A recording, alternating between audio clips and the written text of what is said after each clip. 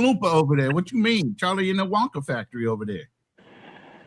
Yeah, man, that's crazy. Everybody say it was, Shout out to but my boy Bosley. What you do, Bosley? My wife weighs 110 pounds. yeah. It is So too little. KG. we you know, that's why I stopped really, you know, cold approaching women or just talking around the bitches because No, you need to stop drinking while you cold approaching bitches. That's what you need to do. Mhm. hey, I was sober. I wasn't drunk. I Man, wasn't. that- I don't even drink. That boy Have desperate, you- desperate as You a need to mother. have your head examined. Have Hey. you ever noticed the more a man drinks, the prettier the girl becomes? That's called beer goggles.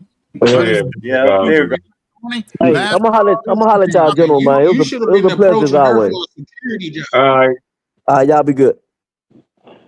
Shout out to Take you, care. Chris, man. Take Appreciate care. you putting up. Y'all be good, Nah, bro. but I'm just keeping a buck of what is really, and then it's like the funny thing too was, so me and my buddy were talking with them, but really it was 3 women, right? It was like a white looking girl, a darker, mixed looking girl, and then that one, you know, the big one. Yeah, and You don't want to say You your name. thought you were going for some easy pickings. I thought it was easy pickings, but even that don't come Right. easy Nah, in he the thought he US, was going bro. for some easy pickings, guy. Hey, Even that hey, don't me. come easy. If But- I ask you something, you keep it real with us. What? KB, I want you to know you in a safe space. If I ask you something, will you keep it real with us? All right. Just admit you was in a dry spell and you went for some easy pickings, bro. That's what I said. It was a bad spell. It was a bad shit. So But what I had trouble understanding is you went for easy pickings, and then you found out that it wasn't easy pickings. Yet you still kept chasing after it. I walked away. I would have left it alone. Nah. Let me tell you what happened. Right. So we Easy walked pickings up. is you can pick her up easily, at least. Nah, you know, I felt, man, it was kind of gross because she had cheeseburger breath too because she was eating the burger. Man, you gotta give What It's else crazy, her burger man. gonna smell like? It was crazy. it. My mental Rolodex, man. I don't want to hear the details of that. It was crazy. She's. I'm just saying she sounds like a girl I wouldn't touch with a 10-foot pole, much less with anything else. Yeah, but we She it sound was like the girl that when you try to holler at her Q friend, she the one that's hating. yeah, That's yeah, what she that was is. kind She the of one that's hating. that happened too. So we I'm were telling hanging you, out. she the security guard of the group. So we're hanging. Oh, I'm just listening to KB, man. Like I'll be the. Hey, KB. I'm gonna title this. I'm gonna go back and retitle this the KB story. No, I'm For just real. saying, no epic. No, this is an epic don't know what adventures that of is. KB. Does that Like mean? real Epic? talk. What you talking about? It was like 2-3 years ago. I like that. No, I'm saying, bro, it's an epic adventure, bro.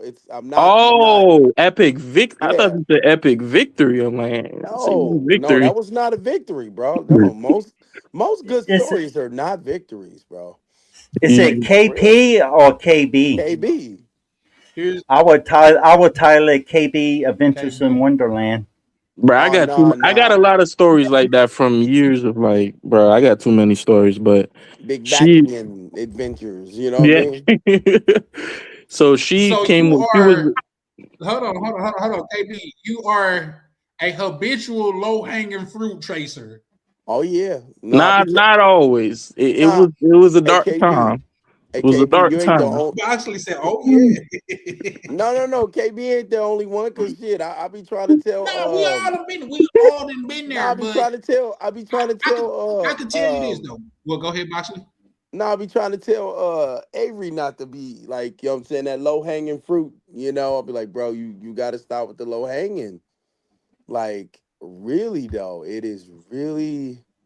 That's not low hanging fruit, though. That's not low hanging fruit. That's fruit on the ground, rotten. Damn, he said, "Oh man, not even attached to the branch no more." No. He said that fruit is not even low hanging; it's on the ground. So she had these two friends, and I was trying to, That's I a was trying three-pointer to, right there. yeah. So I was trying to talk to the big one because I'm like, all right, I'm a getting in, with like the It's one skinny bigger one than in the that. middle. What? No, it was one big one and then two normal ones. And you went after and you man, I need to go ahead, man. No, Man, it was hey, keep all laying right. this So out, here's what man. I was thinking. Right, It's my wild strategy shit. is like I'm gonna just go for the big one, but then towards the end, of, like the closer the night goes, I'm gonna just be like, yeah, I know you've been seeing me, and then like she's gonna want me, and then I'm Doug, just gonna like foist that one off, and then go with Not. the other one. It does not work that way. That was the strategy I had. I ain't say Yeah, it worked. well, yeah, that was a messed up strategy because once they see you going for the ugly chick, they is not messing with you because now now you done let them know what your standards are. listen, I know how that trick works, and the best thing to do is do that first thing when you get in the club. Just Yep. dance with one big chick, show her a good time, show the girls you know how to move, and step the fuck off, and then watch everybody else looking at you, waiting for you to come up on them. You That's try to at dance the with that club, chick, man, it's over with. but not when you got two girls and you chose the ugly one because it's like, oh, No, you chose her, yeah. right? And What's then wrong with she's gonna tell all of her friends, guess who he chose? He did. Oh, something's wrong with him. I don't know. That's how that goes. Mm-hmm. So she had two friends with her. My friend basically went up and got shot down by like basically immediately. And then I was trying to see like if the black one was kind of feeling me. She wasn't. So my friend is like, oh, let's go to like Locos Tacos, let's get something to eat. And I pull him off to the side. I'm like, bro, I feel like these girls are just trying to take advantage of us. Like, let's just leave because abort mission. It's just not gonna happen. Nothing's gonna happen. And he was like, he told me, he's like, nah, bro, like, trust me, bro. We're just gonna keep going. I'll just pay for it. I'm like, okay. So we head over there, and we're talking, and then it starts getting cold, and then restaurants close, and then they dip almost immediately. Like she just the big girl. I said something. I'm like, dang, you kind of got like a little bit of cheeseburger breath or something. And then she got mad at me, and then she just dipped and just left. If you had breath mints on, you should have just offered her a breath mint. And now you're Nah, it was kind of nasty because she came. All right, so the club has like a cheeseburger stand right there. And then so she came out the club drunk, and then she's just eating, just going crazy on this cheeseburger. And she just sat down and just ate the whole thing, like whatever. It was just nasty. So I'm just, nah, I'm good. And you saying that's the one that you hollered at?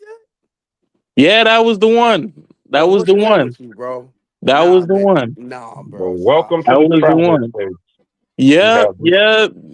And then I was just like, because you got to understand, that night we were like trying to like see if anything could work. I probably got rejected probably 30, 40 times that night alone, like at the club in South Florida, alone. Like that's nothing was working. And I'm like, fuck it. It's 3 a.m. I got to get something and then just go home. So, yeah. Well, Nah. By something, I don't mean clapping. I'm like, I might as well, get the reps in and just go home, man. Wow. This is a wild conversation, bro. Yeah. Like I said, those 3 a.m. last calls in the club, man, get you in trouble. On a sorry Tuesday. Yeah, man. Yeah. That's not even the worst story either. That's what's crazy. I don't want to hear. I definitely don't want to hear the worst story.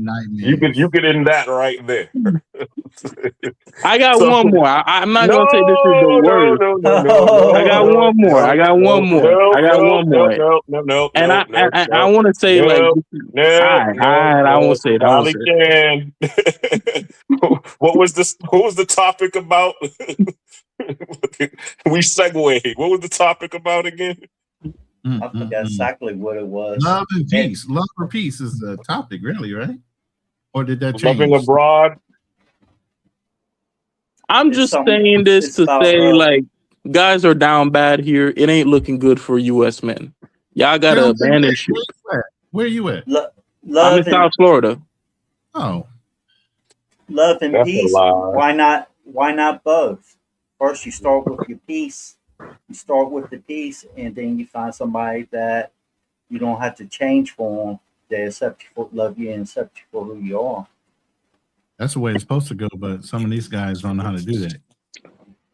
It's like when I mentioned this before. When I first come to Chain Mine in 2013, I wasn't here quite a whole month and I had a stroke. My housekeeper took care of me without expecting anything extra in return. Even when I insisted, she refused it. And seeing that she had a good heart, it was in the right place outside the area. And we've been happy ever since. And I'll be the first to admit, if the people on the panel saw her, she's probably about roughly a 5. If some of you might think that she's lower, or some of you might think she's a little higher, I'll say she's about a 5. But I never regretted that decision. And, that's just from my own personal life experience. Everybody has their own life to live and choose the person they want to be with. Facts. I agree. It really boils down to being able to be happy when it's silent and you're alone. Because if you're not happy, just like what you're saying, when you're silent and alone, then you will make a lot of sacrifices out of desperation, and that's when they're able to take advantage of it. Yes, that's why I tell a lot of people, good looks fade over time, only leaving the heart. So you gotta find somebody that you're attracted to, but they also gotta have your heart that stands the test of time. They bring you peace, they don't bring chaos into your life. They're a king.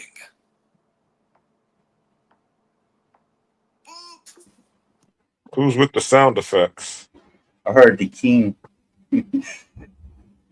That went to like us talking about the king. I say a lion doesn't have to roar to let everybody know that he's king. Mm-hmm.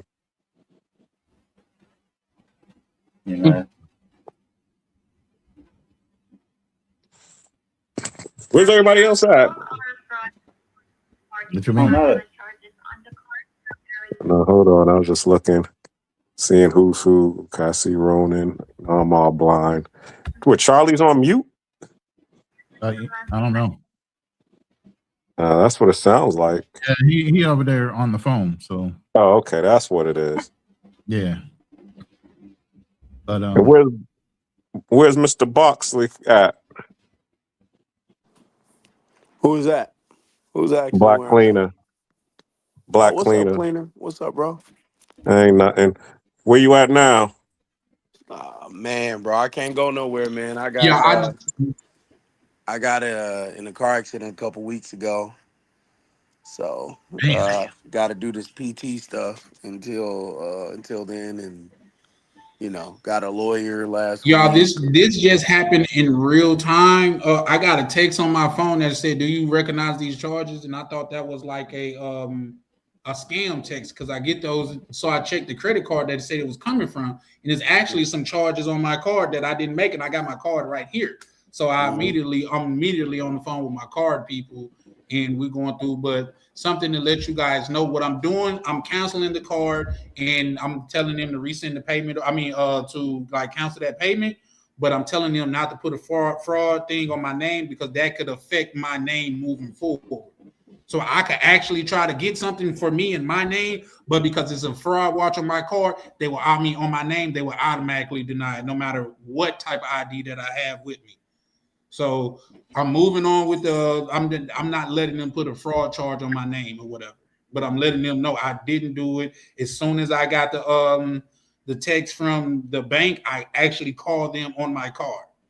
So they put me in touch with the fraud department now, just giving you guys a heads up, a real live version of what's going on. But you guys know I do this credit shit, so that's how I know not to put the little fraud thing on my name because it'll fuck me up moving forward. But she back on the phone. I'll be back, guys. Mhm. Don, you had a car accident? Yeah. Some lady was driving pretty fast. It was pretty cold up here. Disabled the vehicle. Like she's going like 50 in a 30. She rear-ended you, or? No, I had to defensive driving. She was coming. She came. It was a curve, a curve off to the left. So she's on my left, her right. So she entered into my lane, which would be her going into the left lane, which I'm on the right side, and she blasted the vehicle, disabled it, broke the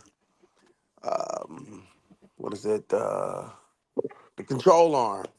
So Okay. I was in a bigger vehicle, but she's going way faster. Speed, the right angle, everything, and besides that, I'm dealing with like whiplash and shoulder Yeah, the pain, like usual stuff. I got you. yeah, So yeah, so damage to she got a both citation shoulders. for failure to maintain lane, and now you about to get paid.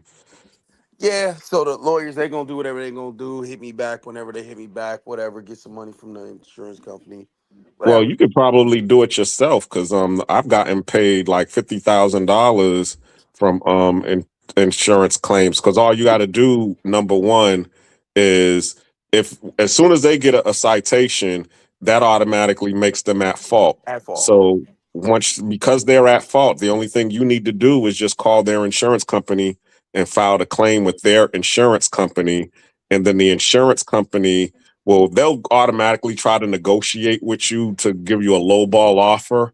Yeah. But as long as you can show them loss of wages and hospital bills, they'll be able to give you, they'll compensate you for your lost wages, and they'll compensate you for your hospital bills, and then they'll also negotiate pain and suffering.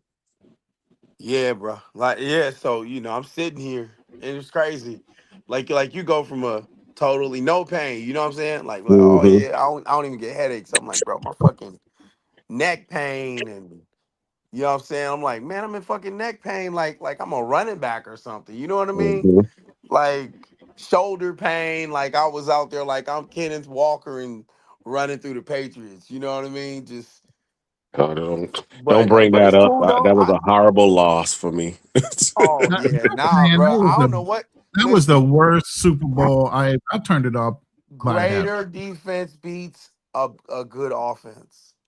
Well, they Period. both had good defense, but the No, key one had a was, greater defense. yeah, we know that. I mean, they both had great defenses, but as you said, I mean, I'm not going to put nothing against the LOD. I mean, the Legion of Boom, but at the same time, they both had good defenses. It was just that we had a second year quarterback versus, a veteran. So that's really what happened. Bruh, they had. What do you mean? That McDonald's been on there for 2 years. You're dealing with a 2-year coach. We're not talking about the coach. I mean, we're talking about the two quarterbacks. The quarterback was a veteran, and Drake is Man, you ain't gonna. I'm not letting you do that to Drake, bro. Drake was that, bro. He was that wigger. You know what I'm he saying? is good, but he's not. As I said, he's not experienced. This is his first Super Bowl going. Nah. Is that the first time he went out there and threw a football? Come on, cleaner, stop it, bro. As I said, that's my home team. I'm from Boston, so of course I'm rooting for them. My best friend, my little brother, is also a Bostonian. Crazy ass. Oh, I can't be in public during the game because I'm gonna yell and scream at the top of my voice.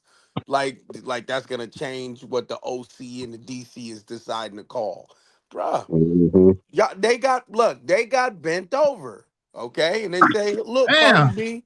They said, look, Cardi B, take this dick, type shit, bro. They fucked the dog shit out of your team. Like real talk, like goose eggs. You know what I mean? To the last 4 minutes of the game. That shit was wild. I didn't I The last didn't see that quarter, coming, yeah. bro. That was Nah, nobody crazy. saw that coming. Nobody saw it coming, but it happened. But I mean, hey, as I said, everybody else Oh got to shit, catch up. that sound crazy. Saw that coming, huh? Cardi B saw it coming. Pause. Saw it coming. Let's go. That was crazy, bro. It was a great, bro. I want. You know what? What I did need to see is them two Boricuas. You know them Brujas dancing and shit on each other. That halftime, they were bogus for sliding that in there though. They slid Mm. that his lifestyle. They slid that in there. That was real slick, man. I didn't see. I didn't even watch the halftime show. Because I'm here in Cartagena. They had a Super Bowl party here at Unc Jay's hotel. Oh shit! Oh, So Clinton, you in Cartagena? Shit, yeah, it's just man, bro. If I was in Cartagena, man, yeah, man, it it's be lovely hot as out here. fuck over there, bro. Dude, I can't do it, bro. Like honestly, when I'm in Carta, bro, dog, I don't even feel like going outside during the daytime, bro. Like Yeah, it just nasty, bro. That sun just be nasty, bro. It's like Florida weather. And Like, yep. I don't like Florida weather then. Mm. But the women in Florida and Carter, oh my God, bro. Except them big ones that KB is talking about. I don't know, like, bro. the big Like ones my are the man, Americans every time. I can't Nah, believe they it, got some bro. big Colombians too now. You Bro, know, they don't Where they got at? Where they at? 300-pound Colombians, bro. Hey, send me That the pictures. Stop it. Stop it, both of you. I was just at the pizza shop and saw a linebacker serving me my limonada de coco. Okay, you saw one, right? Exactly. One. What did KB? KB told us some art villain. How did KB become? You know what I'm saying, a villain? That big back, bro. You know what I'm saying? That big back got on top of him, and while she was on top of him, you know what I'm saying? He well, likes fucking some. Hey, he likes Norbit. some. I will never. I will never subject myself to this. I'm a superhero. He got the big back penguin queen on top of him. The Crazy. penguin queen. That's funny. You know what I'm saying? Nah, you know what he's saying is fact. Like even my friend, he's a tennis player. He doesn't play professionally. He's casual. He's got visible six packs, and I be seeing what he'd be like, bro. You know, I pulled last night. You know, I was really out here, And and then I'm he like, show it to oh, you. really? Send me the photos, and then it's just some busted and disgusted. Like, man, I was looking Mhm. like he had this girl kissing all up on him. Like this girl jumped on him, and like you could kind of tell, like he was really hard. Like it was hard for him to like Horrified. He was hold her up. horrified. The Hmm? experience. He was horrified by the experience He that was wasn't subjected him horrified. to. He said, "Oh yeah, bro, I was pulling, bro. Pussy's pussy, No, bro." he was drunk. No. Nah, If you, he doesn't drink. He doesn't drink. He doesn't drink. oh no, bro, then he must be Then what was drunk. he smoking? For real. Yeah, Thank He bro. doesn't you. drink, bro. He kind of He it was was on like some you drugs. ever seen those And you lollipop know what commercials? You though? ever You seen know those what, lollipops? It's like big at the top, small at bro? narrow at the Bro, bottom. that's terrible, bro. It looked No. like that because like she jumped on Yeah, him, he and it was said just it like looked like God. that, y'all. Damn. Did y'all hear that? He said it looked like that. That's Yeah. wild. That's crazy, bro. When you calling a chick a it, woo. But yeah, it was. He said, what? It ain't like Florida weather. Thank you. Okay. All right, thank you, Chalupa, bro. I swear to God, I know I was crazy. Yep, that heat and humidity is like Biloxi, Mississippi. Oh, wow. That's crazy. Or maybe the panhandle. Okay, that's because you know what? I'm telling y'all, bro. I'm telling you, that shit is on that coast, that whole northern coast of Colombia, bro. Nah, it's different, bro. It's different. It's near the equator. So of Yeah, course. yeah, I guess so, bro. I mean, I don't know, but I get. Well, I mean, you know what? I guess maybe it must be the altitude difference between Medi because, bro, Medi is just undefeated, bro. Like it's, dude. I don't like I hate myself when I'm in like Cartagena, but Santa Marta is way better. Like when the wind is blowing through the mountains, right? Like Santa Marta feels much better. Right, I'll tell you this right now. But compared to and Barranquilla feels much better too, right? But man, it's like Cartagena has like no breeze most of the time, or it's it's freaking flooded. You know what I'm saying? It's like flooding. Like this past couple weeks, like the rain has been crazy in all over Colombia. But man, bro. Oh, Hey, cleaner. What do the did they clean up the streets yet? Where at? In Cartagena, bro, all that rain that was there. Oh, you didn't know? I mean, well, as I said, where I was at, it was flooding near the Hilton in Laguito, but where I'm at, where the hotel is at, there is no flooding because we're kind of like a little bit. We're 10 miles away from what's it called? Boca Grande. 10 miles. Yeah, that's where he's. I'll just say this: the hotel that Miguel and Jay built out here is in a spot called Santa Monica, which is about 8 to 10 miles away from Boca So it's Grande. in the city? It's in the city, but it's it's okay if you understand where the wall city and the coast. Yes, is it by the port? It's the equivalent of being in North Miami. We'll just say it like that. So Boca Grande would be like Collins Road, South Beach. Man, so bro, we would be in North Miami. Okay, where are you from? Dang. So this place is in the trenches then. That's what I'm. Yes, bro. Yes, it is, bro. Last October, it flooded here where I live at in Thailand. Damn. Some places it was above the houses, but at mine it was just like a few inches of water because I live on higher ground. Okay. Yes, sir. I like the high ground stuff. Yeah. Where you live at, Boxley? Oh, I live in Fargo, North Dakota, away from Minneapolis, and all them crazy. And hey, don't be trying to come at Minneapolis like that, man. Come on now. Listen, I don't left the app. I don't left the murder app, the liberal app, the liberal loony. I don't left it to you. You can have them. They y'all say. Yeah, no, I don't want it. It's too cold. I'm just saying, bro. I'm here, man. You was born here, bro. This is yours. No. I was born in Indiana. Yes, sir. Is the mid in the geographical pole. Okay. Yeah, no, God, that just happened in real time. Somebody tried to get me. You know what? They waited until you were. Was it Google? Because I just got hit with a charge by Google twice this week. I haven't called them to say deny because it just automatically got declined. But that's what it said on my when I got the notification. It said Google was trying to hit me, and I'm like, okay, I didn't order anything from Google.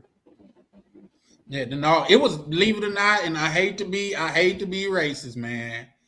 It was some motherfucker tried to goddamn shop at Nike.com. We know who was trying to shop at. If it was Bass Pro Shop, I couldn't say nothing. You know what I mean? But shopping at Nike, you know what I mean? They wanted the quarter zips and joints. So it is what it is. No, the Techs. No, they wanted the Nike Techs. Yeah, it was what? I think it was like 170. When was the last time you broke out that specific credit card? When was the last time? A lot of my cards I just use to move around money. So did you go out to eat with it or anything like that? Where you had to hand it to a waitress? I rarely go. I'm going to see now. It's a interest. I don't have any credit cards. I spent $34. I spent $34 at Bed Bath & Beyond on the 24th. You were in the store and you handed her the card? Yep. There you go. So she was trying to get some Air Max. Here's the key question: was she black or white? Yeah, I I want to don't hear even this. remember. Uh-huh. Hey, see, because actually know the layout. I was at the mall in Minnetonka. No, that's Eden Prairie. I was at the mall in Eden Prairie, but Minnesota's so diverse to where you don't know. Now, here's the thing. I went to. Yeah. It was probably. Hold on. Now, if it showed to where I went to Caribou, because I did go to Caribou earlier, but I used my other card. Oh man, what a I loony used my liberal regular got you. card. A loony That's got probably what it was. Y'all said black and That's white. How you know? It could have been Chinese or Hispanic or something. Nah, man. Bro, Eden come on, Prairie? man. No, Adam. Eden Prairie is No, full we're going of 100% stereotypical. lot of Adam. mixed- We're going stereotypes right here, right now. Hey, We're doing There's stereotypes. all types of bad people in the world. Yeah, that's what it is. hey, no, Bro, when Charlie, am I right? hear somebody racing down the street in like in some piece of shit car, that ain't the white man doing it. I don't even need to see. That's not true. Whoa, There's a lot. whoa. Come on now, KB. Come on now, KB. Let's not give it a true. Hey, You sitting down Hey, here. is that Randy Garcia, I mean, I know who it is. I it, don't need to see. it all depends on where you grow up, because I know a lot of brothers that were souping up cars and shit. I was one of them. That's what I was about to say. Yeah, and we in Atlanta we call them ricers. My brother had a 1970 Camaro with 50-inch slicks on the back. He had a 1964 Impala. I had a 1976 LT Camaro. Come on, stop. Man, these weren't nice cars. They cut off their mufflers and stuff. Yeah, we call that ricers. They trying to do the import tuners. You know what I'm saying? They get the Rice rockets. Yeah, Gentlemen, exactly. hold The on. rice rocket. Leaving everyone out but KB. Carl B, whenever you trying to get a raise at your job, they're gonna look this up. This gonna you from getting a raise. You're not gonna be able to make partner behind that one. Yeah. They're gonna be like, that nigga's exactly right. Give him a raise. Give him a raise right now. They're gonna be like, hey, it's gonna be some shit that you just said 20 years ago and you were just playing. And they'll be like, you said this. Yo. Hey, So who knows? listen, they removed those charges immediately. That's cool. They definitely removed those charges. So, yeah. I try to I'm not deal in tripping. cash. But that's for why I most of love my credit though, transactions. because bro, you guys are hilarious. 80s. Yeah, shout out to you, bro. We man, we just be kicking it over here, man. Everything we do is we trying to restore manhood, you know what I mean? One gentleman at a time, man. And one thing we definitely do over here is we don't have to all be in the What'd you say? Luke Filipino. It looks like I couldn't hear you. I'm trying to figure out if he's Filipino and he's in the Philippines or if he's an American. Or American Filipino. But regardless where you're from, bro, appreciate you pulling up, man. That's what we do over here, man. We try to keep it peaceful over here. We could not all agree, but we can disagree with each other in a civil matter. You know what I mean? Ain't no sense of talking about each other's mamas or you know what I mean, trying to curse somebody out or call them all out. Like we're over 500 miles apart from each other, so getting rough with each other doesn't make any sense, at least to me. Charlie, I don't have to agree with somebody to rock with them as long as they're respectful. Gentlemen. That's a fact. Hold on. That's a fact. Gentlemen, can I ask y'all a question? That's a game picture you just put up, didn't KB? No. That's me, bro. What are you talking about? KB putting up a game picture. Put up a game picture. No, KB got the blue apple. I kind of that's a symbolism for something. You know what I mean? Oh man, he had the blue apple the last time he was on. You don't know that? I'm talking about that. I'm finna give you the Summer Jam screen. Y'all look like some bikers on there.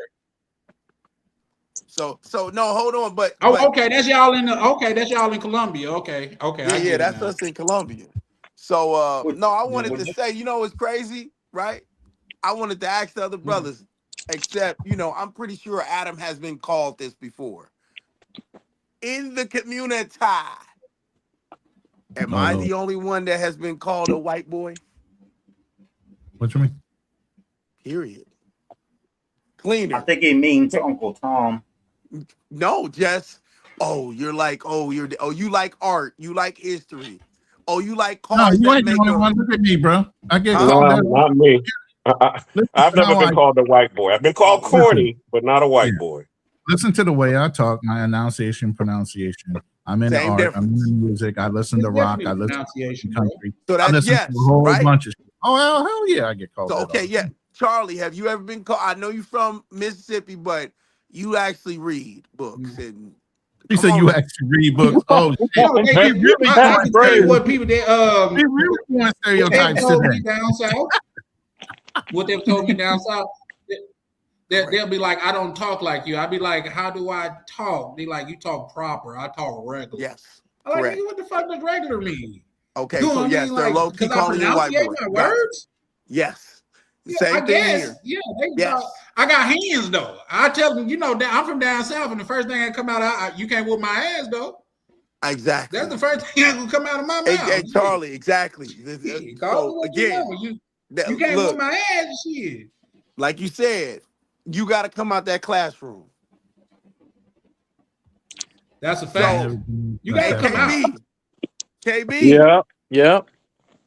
have you been called a white boy?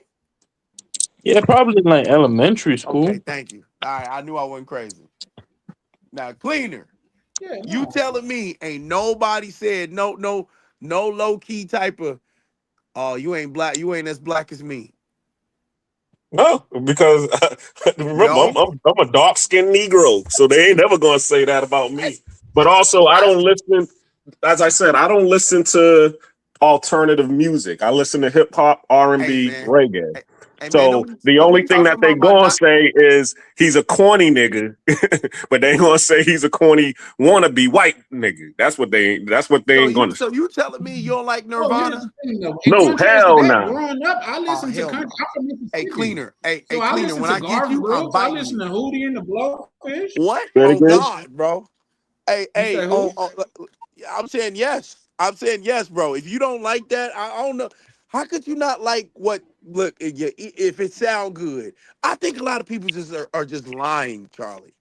I think they're lying, bro. I You can't say, dance to Nirvana. I I listen can't to dance what to no I tell them when Nirvana. it comes I to. can't wind up on no chick at the club and grind up on her behind to that's some not the time for that. Nirvana. So I don't want to listen to it. Sorry. Cleaner. Get it out of my I got you. Check it out.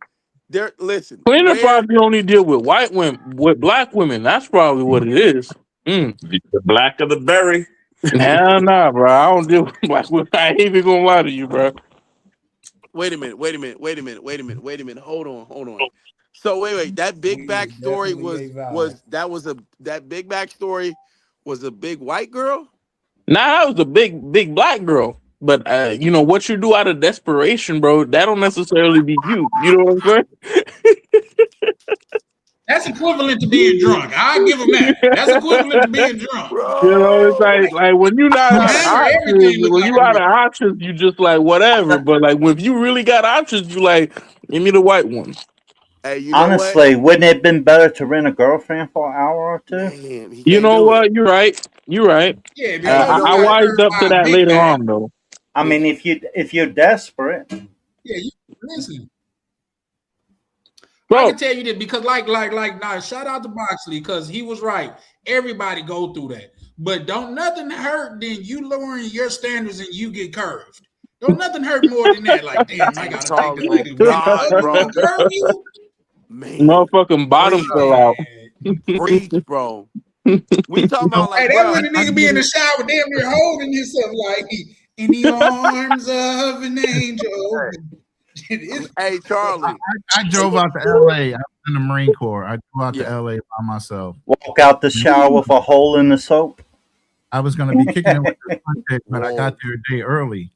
So I went to the club, I couldn't find anything, so I picked up on a big girl. That was my one night stay before I met him the other day. Bro. I ain't paid for the hotel room. When I first moved to Thailand, I spent a year in Chiang Mai. That's how I met my wife. But I was also part of an expat group. This guy, he's about 70, 72 years old that came into Chiang Mai, and he came to one of the meetings. and he found out that you can buy Viagra through a pharmacy without a prescription. It was over, huh? It was This over. is He was excited. this is actually a sad story. You could look at the guy; he had bruises on him. He didn't look healthy at all, and we was trying to tell him that he should get himself at least get checked out by a doctor to make sure that he's healthy enough to take Viagra. He told us to mind our own effing business.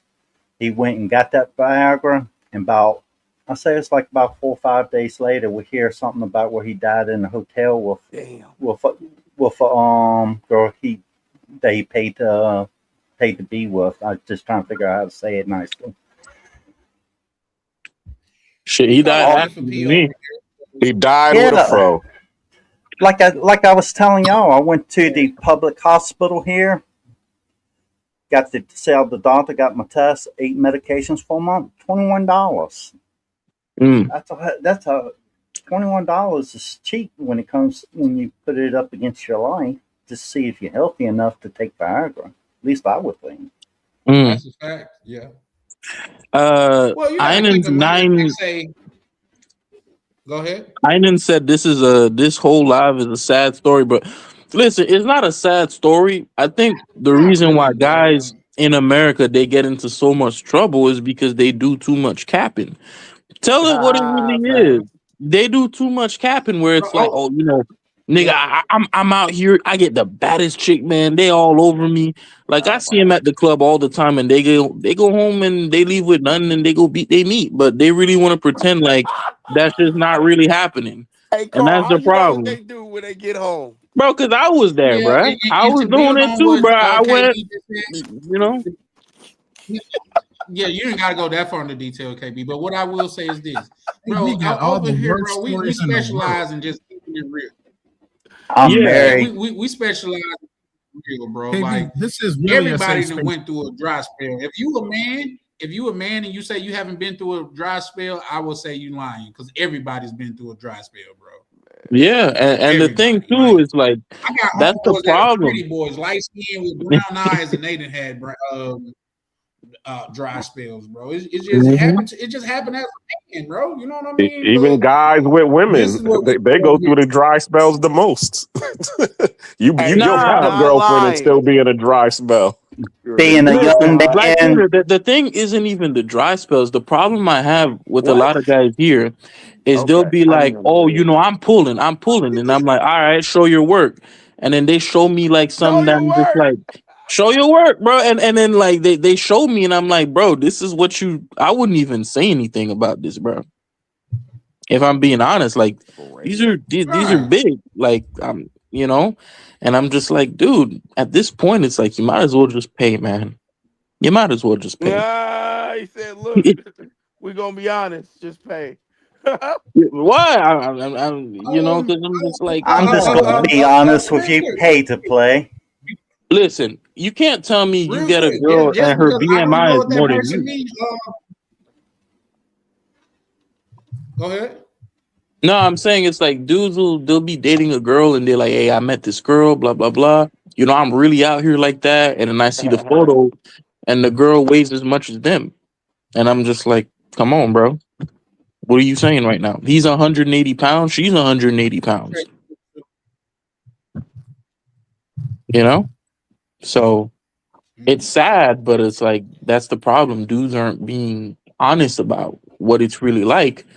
So then when you say you could go overseas, dudes are like, oh, you know, you just might not be getting anything. You just might not. And I'm just like, dude, be honest about what you're getting, but don't pretend like, you know, you're getting really a lot more than you're really getting. If you are, good for you. But I've seen guys who 6'5". I mean, guy looks like he came out of a model cover and he spent the whole night getting rejected, basically. I knew him and his buddy. And then the man went off alone. And then he was on Tinder. I guess he got some late night booty call and he went over there. But going overseas doesn't magically fix your problems. That shit magically fixed my problems. I ain't even gonna lie. You have to fix yourself. That shit magically fixed my problem. I got there in less than a week, bruh. I was just like, This is it. That shit magically fixed my problem. I ain't even have to do And anything. Yeah, Same but picture, KB, same you everything. and how gotta long understand did that this last? situation. Hmm? You every time you go over there. See, but what y'all gotta understand is just because he said it on live, so I repeat it. KB is like a 23-year-old that makes 70,000-80,000 a year. So Yeah, he's young, got those that looks really matter when testosterone you go kicking there. in. You know what I mean? And he got that bread kicking in too. So yeah. Yeah. You know what I mean? So I could see that working out for him. But just because here's the thing, I would hate to be his age and have to date in this environment now. I would hate to, because back in the day, like a good dinner or just going out taking the chicks to the movie or something like that, nothing just super expensive would get you in there. You could really get to know somebody. But nowadays, these chicks talking about, oh, on the first date, you need to take me to goddamn it, Cobra, what's that? Goddamn it, Nobu? Ocean Air, or goddamn it, what's that other shit? Not Copeland's. I don't know why I want to keep saying Copeland's, but Papados and shit like that. That's just crazy. Like I don't even know you, and you want me to spend $200 and $300 on you? Like, baby, I'm saving my money for marriage. Just the way you want to be Man, with your body, I'm gonna be with my money. Charlie, the last two matches I ever got here in the United States before I deleted the apps, one was looking for a drug dealer to deal some. She was trying to buy something off of me, and I'm like, I'm not that. And then the other one was this one was she had a good personality, you know, really good personality.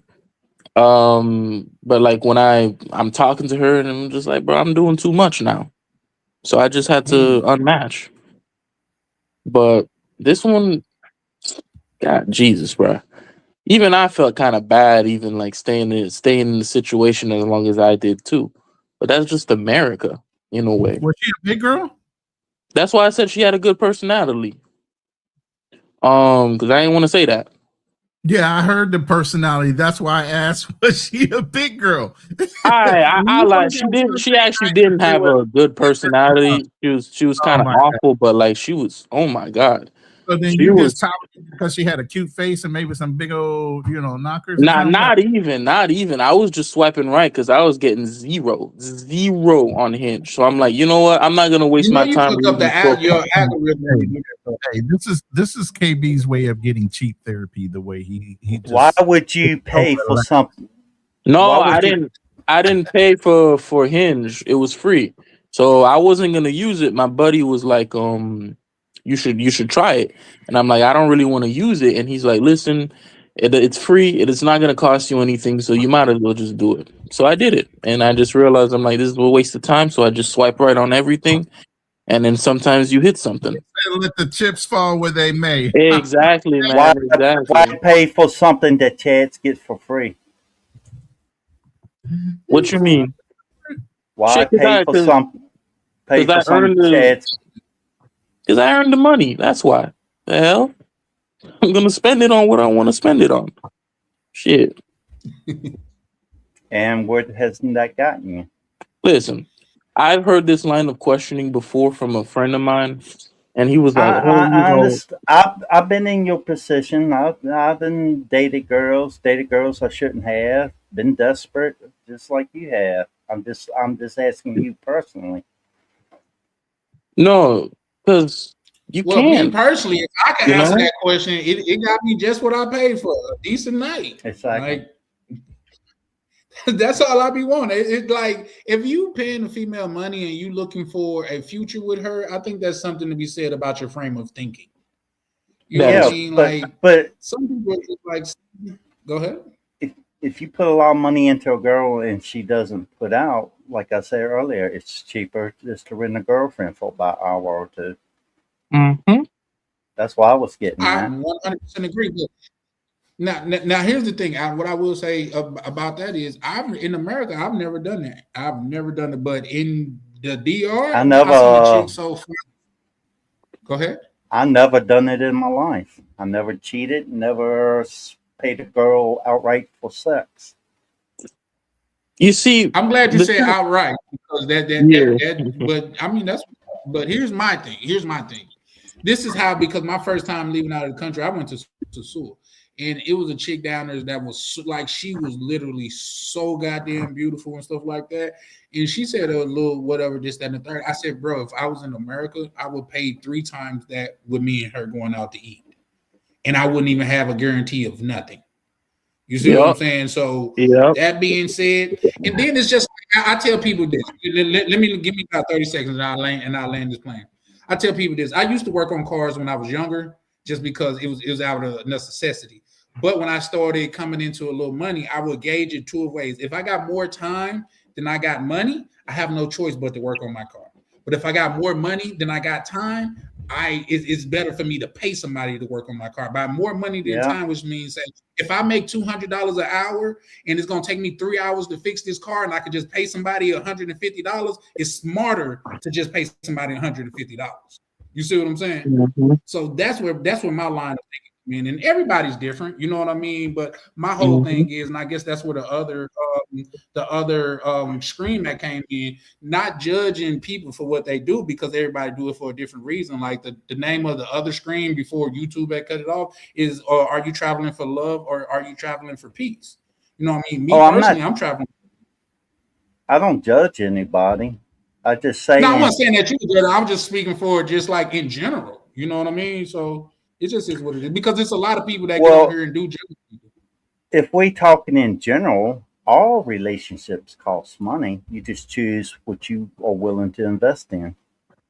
Exactly. And it's funny that you said that, because I was sitting here and I was talking to a female on Tinder, and she was trying to, hit me with all of that, can you hear me? No, we can hear you. I was talking to Lee Major. The man I think his mic wasn't working. I told him we couldn't hear him. But continue, Black Cleaner. My bad. Oh, okay. So, she's trying to hit me with her game about, a real man is a generous man and all of this and all of that. And I was trying to explain to her, I don't invest in slot machines. You know what I'm saying? Because that's what really what a woman is. And a lot of times when you're dating them with the hopes that you're going to get something. It's like playing the slots. If you notice, most men, when they go to the casino, you barely see men at the slot machines. You always see them at, playing poker. You see them, shooting craps. You see them playing blackjack. Why? Because those things have a certain amount of skill that if you're good, you'll be able to, beat the odds. And that's what we do. Since we think logical, we're more pronounced to take, calculated risks based on what we're able to do. Women are mostly emotional, so they're the ones that like to play the slot machines. You know what I'm saying? So it's the same thing with, when we're dealing with women. You know what I'm saying? We're not trying to just, throw our money into the wind and see what happens. Maybe we get some, maybe we don't. That's silly. That's a fact. I like the way you put that, Black woman. Bruh. I think, man, I've been saying that for a long time. Like, what? Like, I'm driving and throwing money out, out the window. Like, what? Come on, man. That's crazy. You know what? That's like, in my opinion, that's just like playing interest. Y'all guys know how I look at interest on your credit card. It's like setting your money on fire.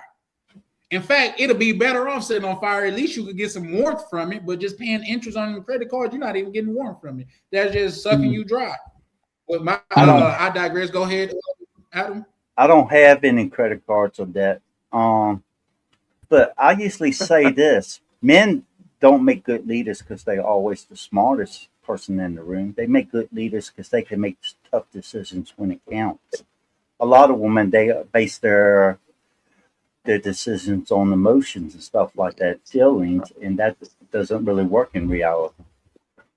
Hey, man, you stop cooking with hot grease now, Adam. You stop cooking with hot grease. No, that makes sense. I'm telling about that definitely makes sense. Cooking right here's there. the thing. I think that's what plagues us a lot, and that's why me as an adult man, because I didn't understand this when I was a young boy becoming a man. I don't argue with women no more because you won't win that because they're arguing out of feelings and you're a man argue out of logic. Logic doesn't change, but feelings do. So she will always be able to move that goalpost. Always. Man, this conversation triggers me. Charlie. Charlie knows it always triggers me. This type of, because to me it's just like I think that's kind of the problem too. That's like a problem where I think, you know, we're kind of going into an era where I think a lot of women want to be treated a certain way. They want to be treated fairly and whatnot. But it's like you can't, like, to say it's like, oh, you know, I'm just gonna be like, I'm gonna argue out of my emotions and I'm gonna just do this and that. And it's like that's child. That's like children. You know, it's like I don't like that. You know what I'm saying? Because you're an adult. You know what's crazy? You know what I'm saying? Is that if you tell them that they're arguing like a child or out of feelings, they're going to gaslight you on acknowledging that. They're like, "Oh, what do you mean? I'm a grown woman." What? Huh? I forgot how that. Started 5 sentences with the word "I feel," and you want to say that you're a grown woman. It doesn't make sense. You see what I'm saying? So. Yeah, and then like they try to justify it too. Like they'll do something crazy, and it's like, well, you know, you kind of made me feel like that. You know, you made me feel like that. I'm like, I didn't. What you mean? I made you feel like that? I forgot who it was, or there's somebody on, but I think I seen the same thing. A dude called his woman cheating, and the first thing she went into is what he did, and he called her cheating. You see what I'm saying? He went to work every day. He wasn't paying she's lonely while he's at work. While he's working. Yeah, you know, and it's funny sometimes the way they frame it. They'll be like, "Oh, you know, you paying all the bills, you taking care of everything," but like that's financial abuse because I don't got my money. I just sit here and don't work. And they'll look at you with a straight face and they'll say, I forgot how the story went. Go ahead, Adam. My bad. Then I'll say. I forgot how the story went, but these women went to a store, and each level had different grades of men. Oh yeah, a little bit better. Store, man. When they finally got to the top floor, trying to pick the best man possible, they just said simply head back down because this man doesn't exist. Yeah. You know, fantasy versus reality. Yep. Here's a little age test. If you guys could read that and don't hear Michael Jackson's voice, we could tell you young. Oh, I don't even sound the same from when I had my strokes. I know what song that was. I don't remember. I'm just saying, like from the Wiz, if you remember when Michael Jackson was the Scarecrow and he was on the wasn't singing that song, "You Can't Win." Mm-hmm. Yeah, that's a little age test. Shout out to you. What's that friend zone? Yeah, though, man. It's just. I think the more men be men is the more that women gonna have to force to be women. Just because with this economy and everything, or just this state of the world, like we let so much shit slide because of feelings and things of that nature. Just like we were talking about, we want jobs and shit like that. Y'all only want the best job that the top 1% of men get. Y'all don't want the plumber's job. Like the plumber's got in the house, got in the women in the man field, what 10 to 1 for every 10 man plumbers, you might find 1 woman plumber, but they're not trying to make it equal as far as that go. They just want the top % of jobs. That's just like they talking about the WNBA Woj Church talking about pay us what you owe us. Are you high? If anything, y'all owe us. They subsidize y'all. Y'all don't make enough money, and y'all talk about the money that got them. And it's mainly women that talk about the money that women make in the WNBA. And guess what kills that argument? Okay, well, if you want them to make so much money, name 5 WNBA players. Oh, you can't do it? Well, that's why they're not making that money. Because people watch men watch men basketball. How many people not only do they watch women basketball, they buy jerseys, They buy their shoes. They buy goddamn NBA packages. They do all of that stuff. That's why men get the money that they get for playing basketball. Exactly. And when it was funny, it's mostly men who are coming out to watch the WNBA games anyways. Women don't buy tickets. They don't buy tickets. And this is where it comes down with femininity. They believe that men should always bail out a woman. But if you're a feminist, then you're as equal as us. Why do we need to bail you out of something you said you were big enough to do on your own? Preach. You know, I'm not getting that kind of money. You don't deserve that kind of money. You don't get paid that kind of money. Shit, the only one who are feminists are the ones who go to college and get good or come from good families and a decent amount of money. That's it. The only ones that are feminists are the ones that are not physically attractive. But what Charlie was saying earlier is that's what I would absolutely say. true. The feminists are rarely physically attractive.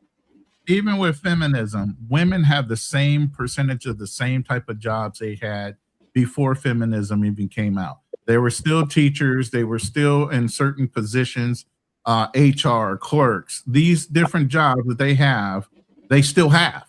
It didn't liberate them to want to, like you said, become plumbers. Go out there and do. Now, there's an occasional woman that jumps out there and does that, but it's few and far between. You know what I mean? So at the end of the day, the feminism wasn't about equality as far as getting a job. It was just them in the positions they were in wanting more money. Now, yeah, you can consider them wanting to be CEOs, but women that own businesses back in the day were CEOs too. You know, so that was the whole game. Hey, Tony. Sorry, Ronan and Charlie. I wanted to add to that. I'd heard something last week that was super powerful. Most women they're not a part of the development and the creation aspect of businesses, right? The hard work, right? The planning, right?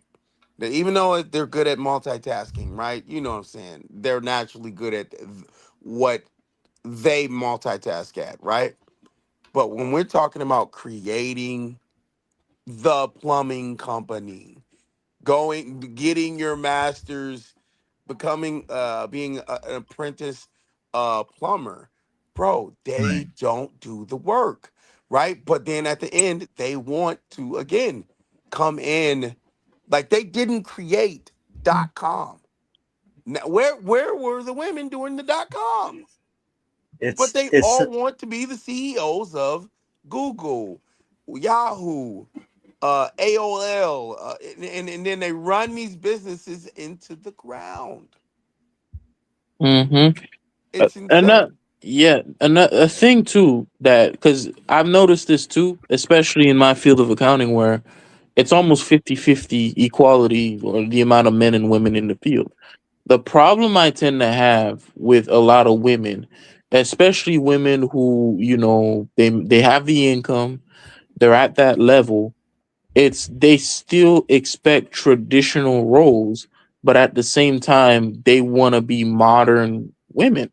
I don't have a problem with a woman being a modern woman, but it's like, it can't be that the guy has to run by these stipulations while you basically are a wild horse on the prairie, where you basically get to live the life that you want to live, but he's restricted.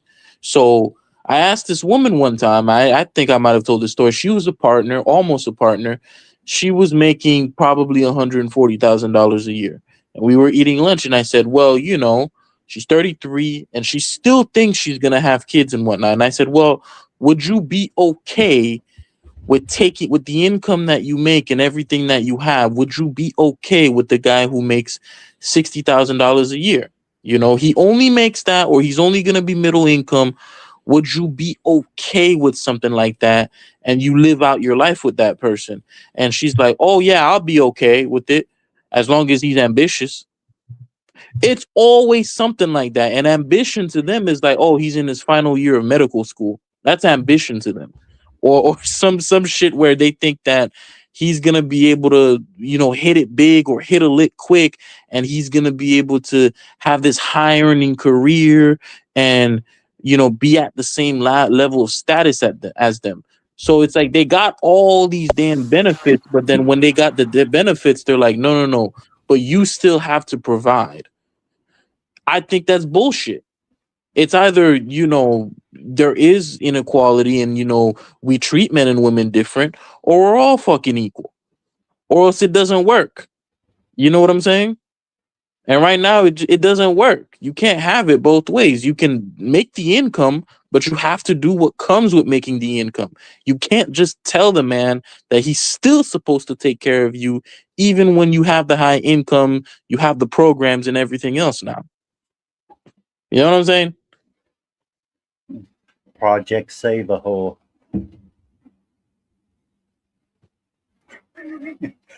Charlie's Quick, guys, muted. man. Real quick, guys. Hold on, right fast. Shout out to my good brother Lee Majors. Pulled up, man. Haven't said nothing. How you doing, Lee Majors? Hey, He's muted. Yeah. I'm doing pretty good. I'm just What's up, listening Lee to the Majors? How fellas. you doing, brother? I'm doing pretty good. I'm just listening. Okay. Appreciate you showing up, man. Just want to tap in with you, man. Make sure that you know we see you. You know what I mean? Appreciate you pulling up, good brother. Appreciate that. Appreciate it. I'm just listening. I'm gonna chime in a minute. Okay, well, take your time. It's never no pressure with you, bro. Let me ask y'all this, because that was the original question when it came to the first stream that I did tonight before YouTube closed it down. And they only closed it down when I started having people pull up for some reason. What did you start at KB, and then we're gonna go to Adam, Ronan, Boxley, Black Cleaner, then Lee Major. What do you guys travel for when it comes to traveling? Is it love or peace? KB, you want to start that off? yeah. I would say now, I've never really traveled for love. I would say it would be peace, because the United States, at least now, bro, it's chaos, constant chaos. You see it on the news, you see it on the social media. I found that when I was in Colombia, I don't think for that entire month I was there, I ever had to raise my voice once. Not even once. When I come back to the United States, day one, I'm already screaming and yelling. And, when you talk to family, right? For example, when you have family that they're not in that mind state, you're coming back relaxed. You come back to America and you're almost soft spoken, like you're not screaming and whatnot. But then you come back around family and they just start screaming, and you could tell like they're at that, like a high energy level, and you're way at the bottom over here. So now you could be speaking, and to them it's like you're not even saying anything, because they're just used to kind of like that hyper aggressive scream and just argue to get your point across. Even with the women too, I don't think I've ever had to raise my voice at a woman in Medellin, ever. But in America, nigga, I'm mad constantly. So yeah, it's definitely more peaceful overseas. I agree. Nicely put. Adam, you want to add to that? Well, I mainly went overseas initially because of the lower medical costs. I consider everything else in my life a blessing. I'm happily married. I'm debt free. I don't have any regrets. Hold on, Adam, right fast. Hey, Adam, if you could pause for a second. Somebody that's in the back office, if you could show your face, I would gladly let you up. But what does that say? Snap Insta? Is that your people running? No, that's me, and that's a video I'm going to play when it's my turn. Oh, okay. My apologies. I just seen a woman. I was like, okay. She looked like she on business. So let me make sure I can see her. But Adam, please continue. Like I was saying, I'm happy with no regrets, and I would say you must find peace with yourself first before you can actually find true love. And true love doesn't happen overnight. It's something that grows over time. The longer you with somebody, the stronger that love can become. If you're both adding value to the relationship, treating each other properly. I tell people to wake up every single day, willing to love and commit to each other every single day. And if you don't have that, then you might want to think about another relationship. And what I say is based on my advice is based on my life experiences.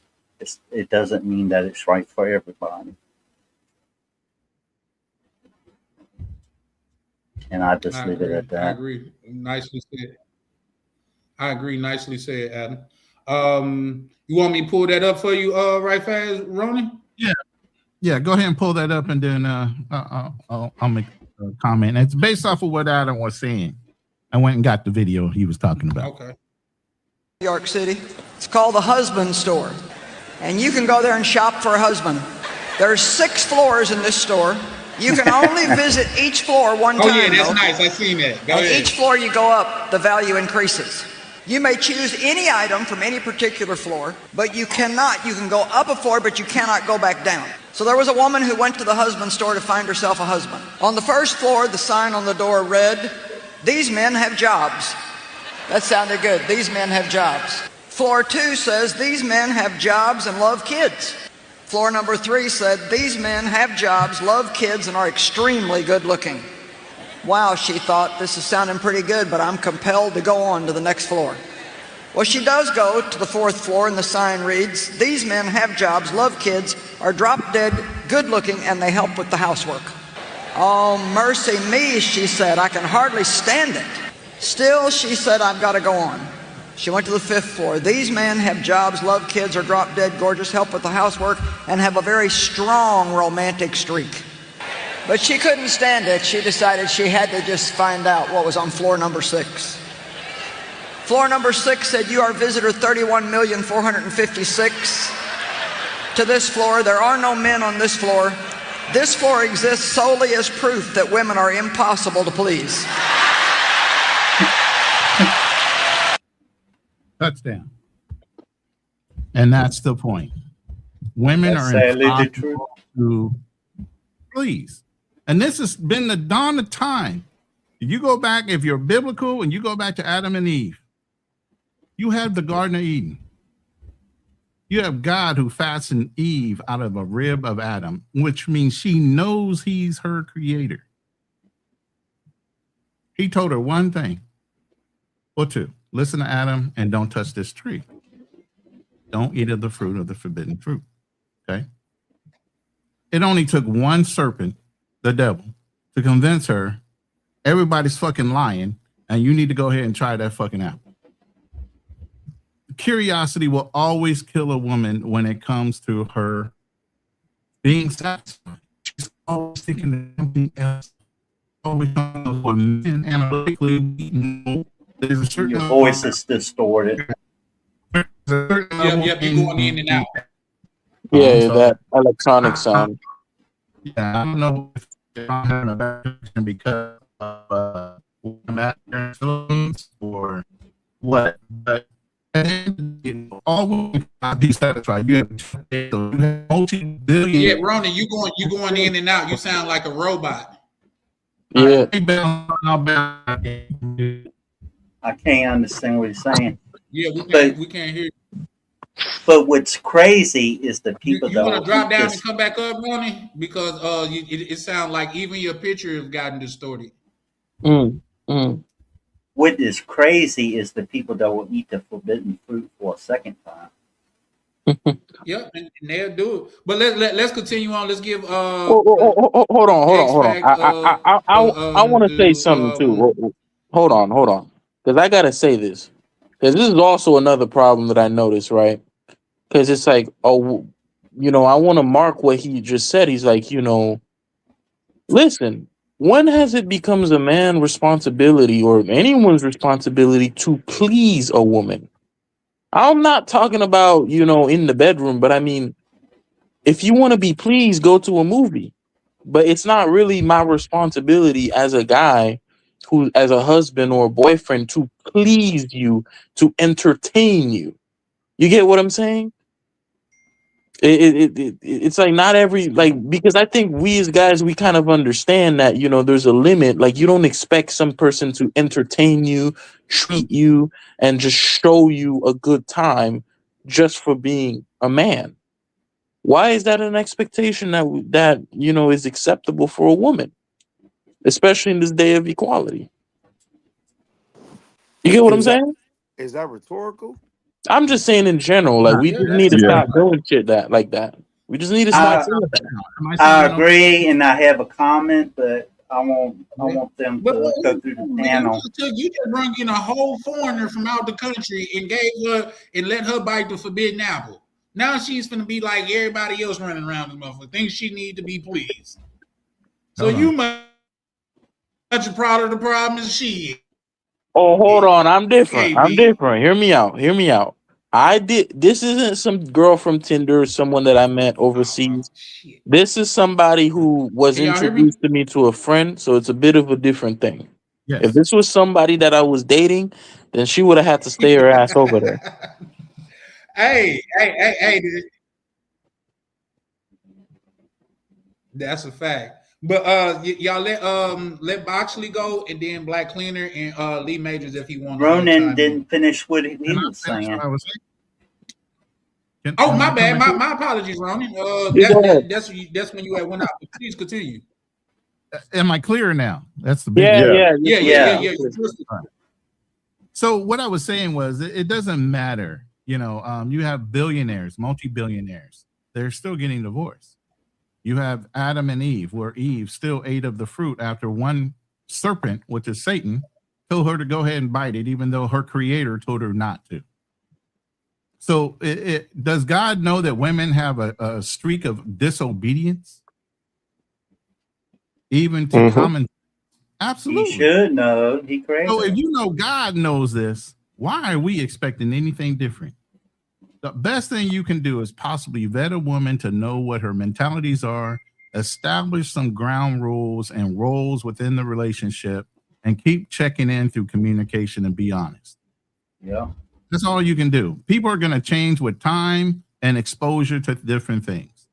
If you're dating somebody overseas, obviously your type of money is something she's not used to. If you leave with your money, then she automatically thinks that money just grows on trees. She doesn't know how hard you had to work to get it. Don't expose too much to a woman that you're dating overseas. You shouldn't be exposing that much to women in America. But again, as a level of expectation, you got to pay for their nails, their hair, and all this other stuff to go on a date. But who set that standard? Simps that wanted to go on a date with this particular woman because they felt like they couldn't get it from anywhere else, which is sad. And you know what's crazy about that? Some men give those women overseas total access over their bank accounts and stuff like that, where the money is at. And then they wonder why all the money is gone. That's the whole thing. They've never grown up around that kind of money. You got to have some fiduciary fucking responsibility even to be around that type of money, and you have to kind of groom them into it. You can't just let them have full-blown access to shit like that. They don't know how to do it. How did you act when you first started coming into money? You blew it left and right because you didn't know how to control it. You thought it was always going to be there for you, and then you started realizing through your mistakes, God damn it, I got to tighten up on this or it's going to get away from me. That's the same thing when you go to a different culture and you have all this money that you make, which translates to a lot of money to them, especially if they're barely making $300 to $500 a fucking month. And then you expose them to all these grand things that they've never had exposure to in their lives. And you expect any other fucking action beside what they're doing?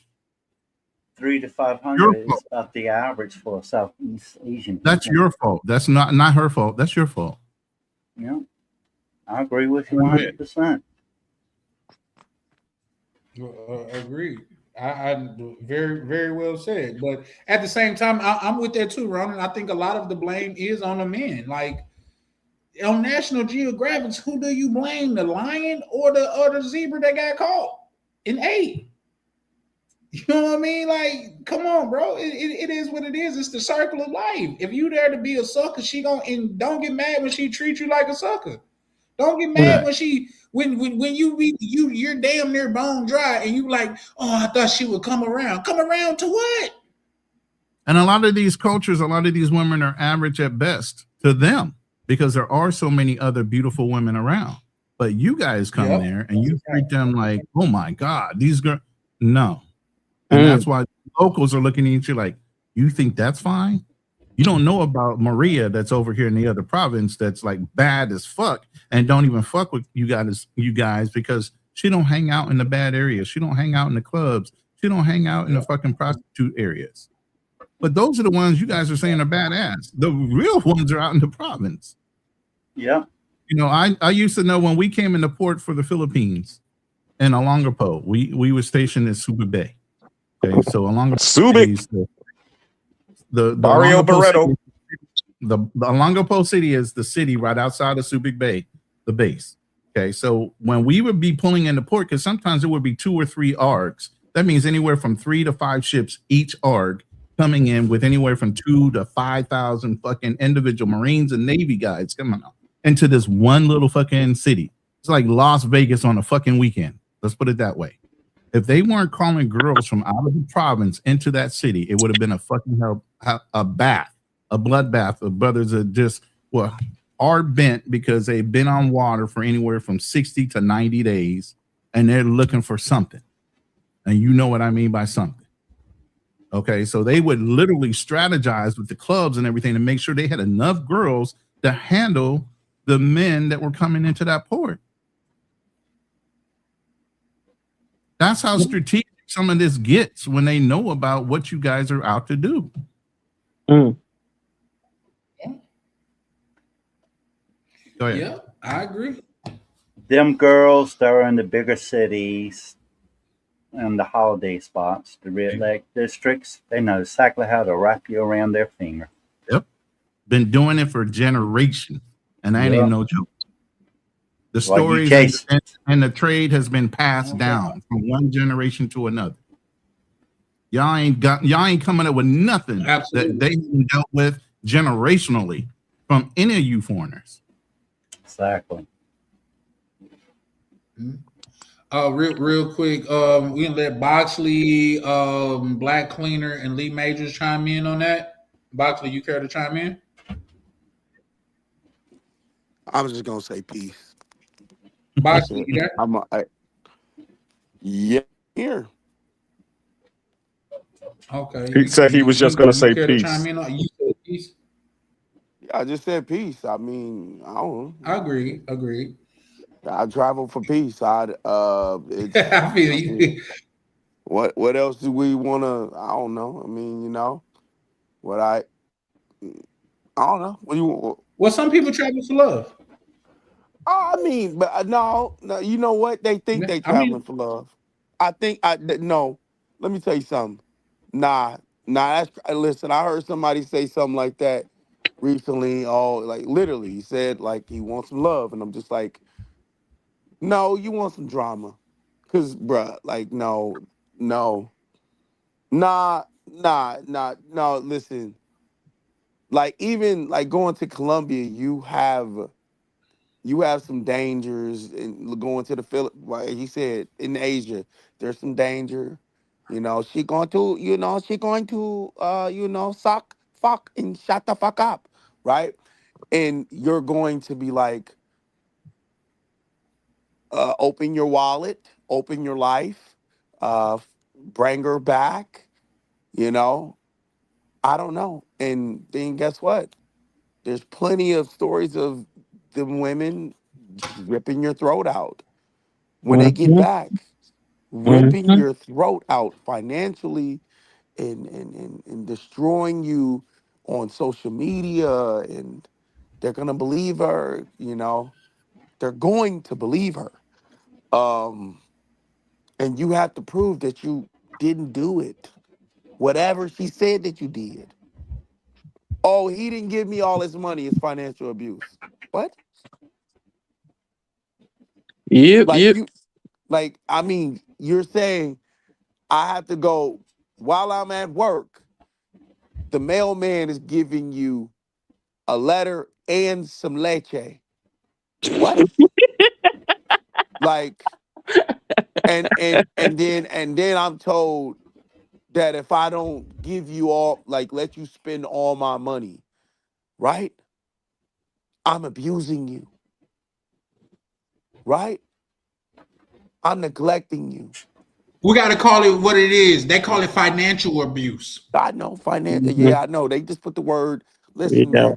Listen, it's real simple. It's in the Bible. I come in and spend all your money. The fact that you don't want to give it to me, financial abuse.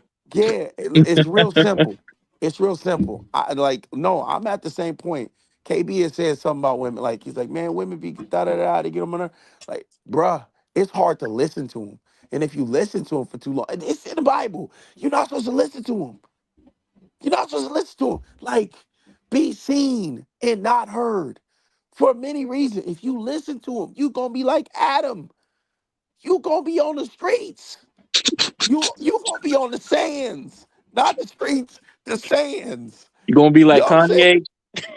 Like, bruh, the sands. Bruh, they not gonna put you on. Listen, Adam wasn't walking on concrete streets. Adam was walking on sands. Okay? God said, get out of my lush garden.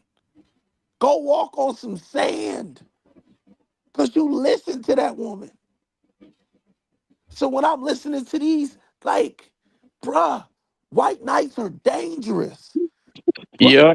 A proxy violence, that's an actual word. Proxy violence. If you listen to a woman and that woman say, oh, he touched me, or brother, uncle, dad, boyfriend, husband, he said this to me, or he took it. How did he take it?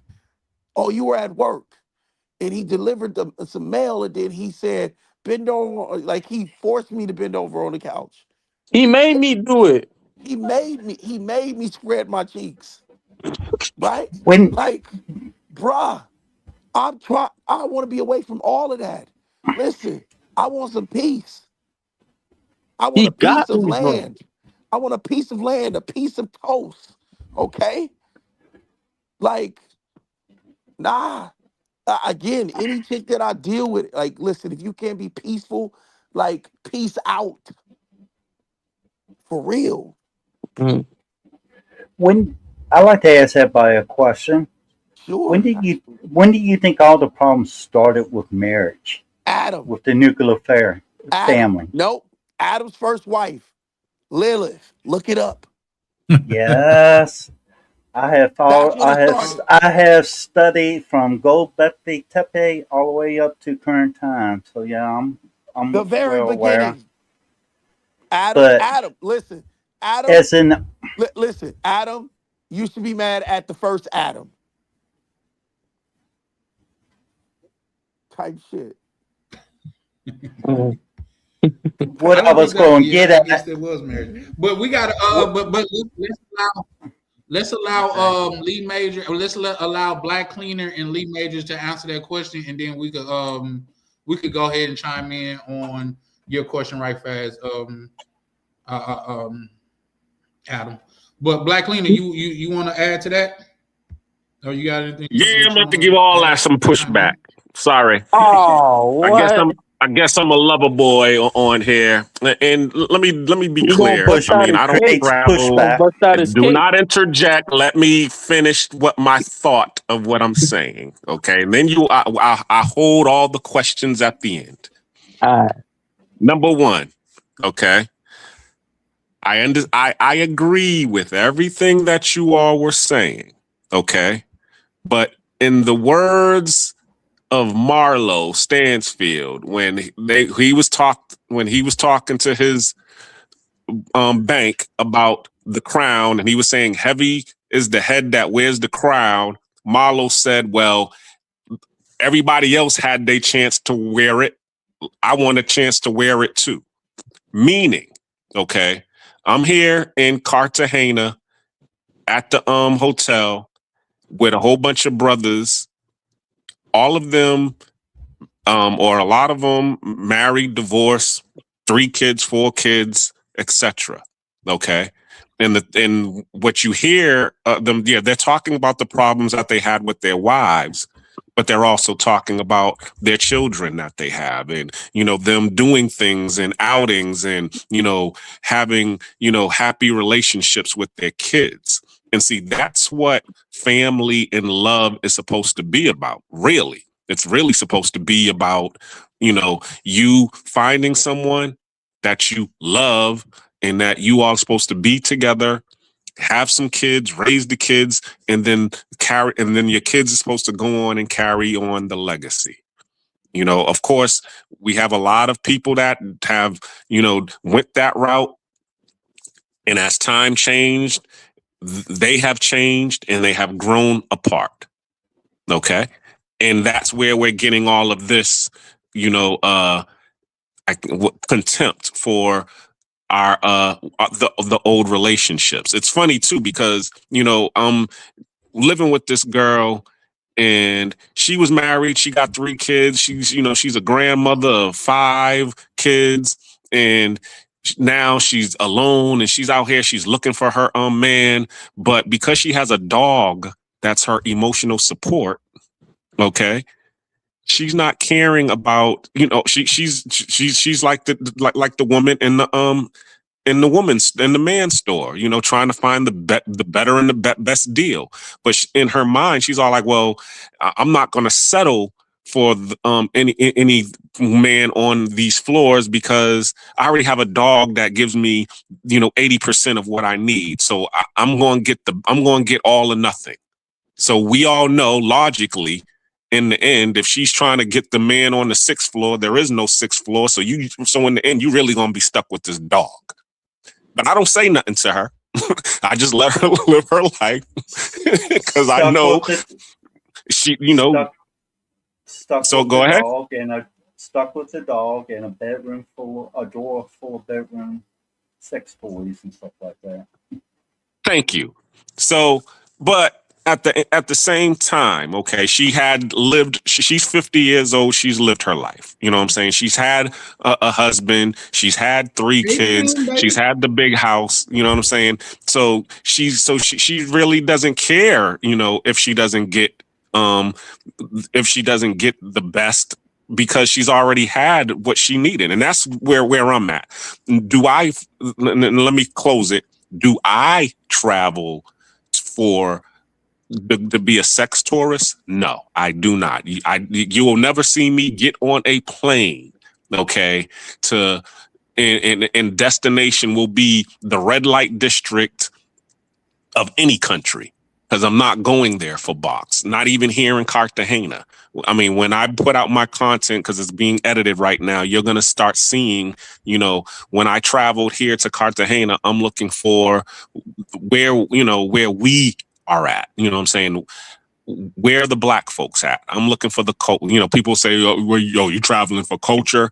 Yes, I'm traveling for culture, but more so I'm trying to find out where black folks is at. You know what I'm saying? You know, it's like the Green Book, like back in the days. Where's the places that we go to hang out at? Where is it safe? Where is it peaceful?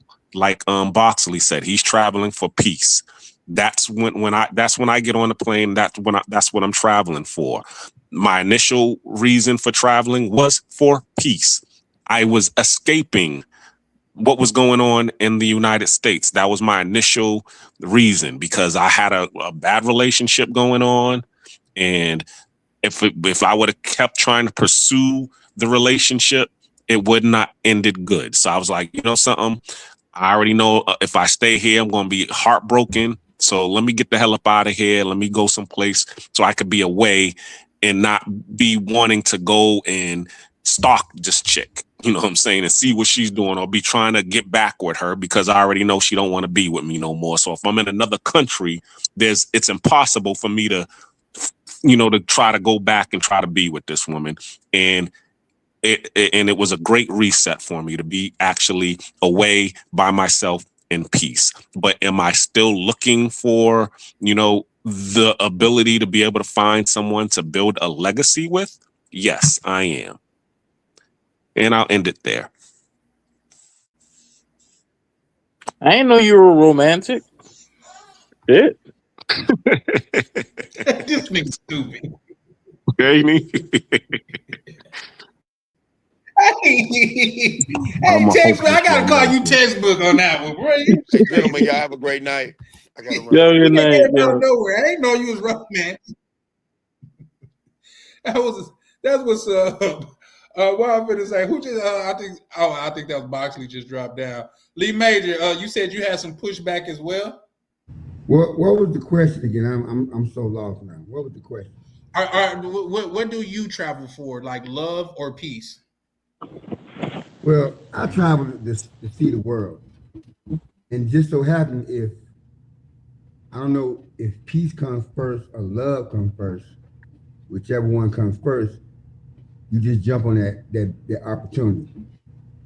If I'm making sense, it's like when I listen to these guys, and not this you guys can chew me up, but this is how I feel about it. When I listen to these guys, they're scared of opening their heart to a woman because she might be a 304, she might do this, she might do that. But you got to go with your intuitions, and a lot of guys don't want to do it. They scared of what another brother's gonna think about them. It's like the guys, I'm listening to Carl B, he puts up a safety net. I'm listening to a lot of guys, they put up a safety net when they meet somebody. Just be yourself. If it happens, it happens. If it's good, it's bad. And that's why I feel about the whole travel industry. We as black men, and it can be white guys, Chinese guys, and Mexican guys, we're scared of what other people are gonna think about us and our decisions, the decisions we make. We shouldn't be like that. We should just live life like there's no other. Hold on. I got something to say about that. And Charlie, you remember Hannah? Charlie's muted. Do you mean Anna? Hannah, the one from Medellin. Oh, the one from Medellin? No, I don't. Damn, man, I feel like we talk about her a lot. I mean, there's a 6th part to the story, right? And this is something that happened today. Oh, okay. Yeah, to respond to what he's saying, or like, or feeling like, guys are closed guarded or they're closing their hearts to these women. The point is that, I mean, at least when you go to a lot of those types of countries like Colombia, Brazil, Latvia, those types of places, it's not that guys are trying to close their hearts. It's more like dudes have gotten incredibly hurt so many times dealing with those women. A better story is actually Andrea. This is a woman that, my intuition told me that this was a good person. I spoke to her, I liked her vibe, and I always thought, this is actually a decent person. This is a decent human being. I saw the way she spoke about her father. I saw the way she spoke about her family, and I liked it. And, one day she hit me up one day, right? And this was near Christmas time, and she told me, listen, my arm is broken. This is what happened. And I said, are you sure your arm's broken? What's going on? And she just sent me a photo, and I said, you know what? I don't want to even believe that this person is lying to me, right? Because to me, I feel like I should trust this person enough that I'm just like, you know what? I'm going to help them. No questions asked, because if she's reaching out to me, then she probably really needs it, right? And I helped her. And then, a few days later, I asked somebody else and I said, hey, what do you think about this? This person asked me for something. And, I gave it to them because I felt like, they're an honest person and I could really trust them. And you want to know what the person, he lived in Colombia. You want to know what he told me? He said, no, they get free medical insurance. She was lying. They wouldn't have even done the operation if they were going to take some money from her. She was lying the entire time. She used that money to basically turn around and buy Christmas presents with it, basically. That's what I suspected happened with it. So a lot of the times it's like you may think you're dealing with this woman and everything in your mind is telling you that you could trust this woman, but you still really don't know the person because it's like that person, a lot of the times in these types of countries, these women will debase themselves in ways that you have no idea about. So you think you're dealing with a good person and you open your heart to them and you trust them and then they burn you on it. And now it's like, it's very difficult to trust any woman from there because you've seen too much. I've literally had women that I've sat right next to, and I wasn't targeting these women either. where they have a guy in the United States where they're basically saying that they're basically working as ex workers, street ex workers, for whatever reason. They need the money or whatever. And meanwhile, this guy is helping him out from time to time. And I asked him straight up, like, does this guy trust you? Does he know what you're doing? And they're like, no, he doesn't know. And I don't want him to know. Carl, let me ask you a question. You know what I'm saying? Let me ask you a question. Go ahead. So you gave her the money for the surgery, correct? Yeah, I did. Okay, would you have gave her the money to buy a Christmas gift? No. Why? Why? Why? Well, wait, before you answer that, it's still a good gesture from your heart, bro. Why you wouldn't have did it? Well, I wouldn't have done it because I would have told her probably, I'm like, listen, I wouldn't have done. Let me answer the question. Go ahead. You wouldn't have done it because you would have said where the baby daddy at or where they can't do it, right? No. She doesn't have any kids. Okay. I wouldn't have done it because for me, I would have responded in that moment. I said, listen, if you're really in this much financial trouble, don't buy Christmas gifts, save your money. Because she was out of a job at the time. So I'm like, save your money, tell people that you can't really do it, and, do something nice for them later on. Because if you're in a position where you need to ask for money to buy a Christmas presents, that's not a good place to be. That's what I would have told her. But I helped her because I'm like, you're in an emergency and your arm's broken and you need the help right now. It's urgent. I would have helped her. And even then, even after I gave her the money and even after I kind of suspected, I offered her a job too. I said, listen, I need somebody to actually help me learn Spanish and I want to advance and I need somebody to talk to. So I offered a job and I said, listen, you can do this for 2 or 3 hours a day. And then I'm going to be reading and writing and you can see me reading and writing and you can correct my mistakes and we can do this together and you can earn some money to supplement your income on top of getting whatever regular job you want. Right. And it's all going to be 100% remote and I could work with you with the scheduling and everything. And, we can mutually. And she never responded back. She made up some excuse and she was like, listen, I don't have any money for my SIM card or something. But she was still on WhatsApp and Instagram the next day. So she was lying about it the whole time. I remember her. Us discussing that because I can tell you why I didn't remember that. Because I'm sure I thought the same thing then as I'm thinking now, if I didn't say it out loud. But allow me to say it out loud now. Have you dealt with the fact that she might just didn't like you like that? Maybe, but listen. No, and I'm not saying that to be. Yeah, I agree. I agree, but like at least when you are in the U.S., if she just didn't like you like that, she would just be like, "I don't really want to deal with you." Make it a clean break. But that's not what they do, especially if they see they could get some money out of you. That's why, in my mind, that's why she immediately went to she need money for a sim. And as you said through your own story, she clearly didn't. Yeah. Well, yeah. But a lot of the times too, like what ends up happening is this person is still hanging around you, right? So they like to come out, they're asking to be around you. You think, okay, this person is clearly interested in me, right? That's why sometimes, to answer his question, a lot of guys don't want to open their hearts to a lot of these women overseas or any woman overseas because you don't know what their intentions are. And a lot of the times, you could be dealing with someone who's so calculating and you just have no idea. That works both ways. You're unprepared. But that's that in of itself is the problem right there. What you just said, because everybody's playing the same game. It's like, okay, I think that this dude is just gonna fuck me and leave me alone. So I'm gonna get him before he gets me. And it's the same thing with the guys. No. Hold on now, Black Cleaner. I gotta push. There's a difference between you saying, I don't know this person's intention, so I'm not gonna open my heart to them. And then saying, I'm going to do you before you do me.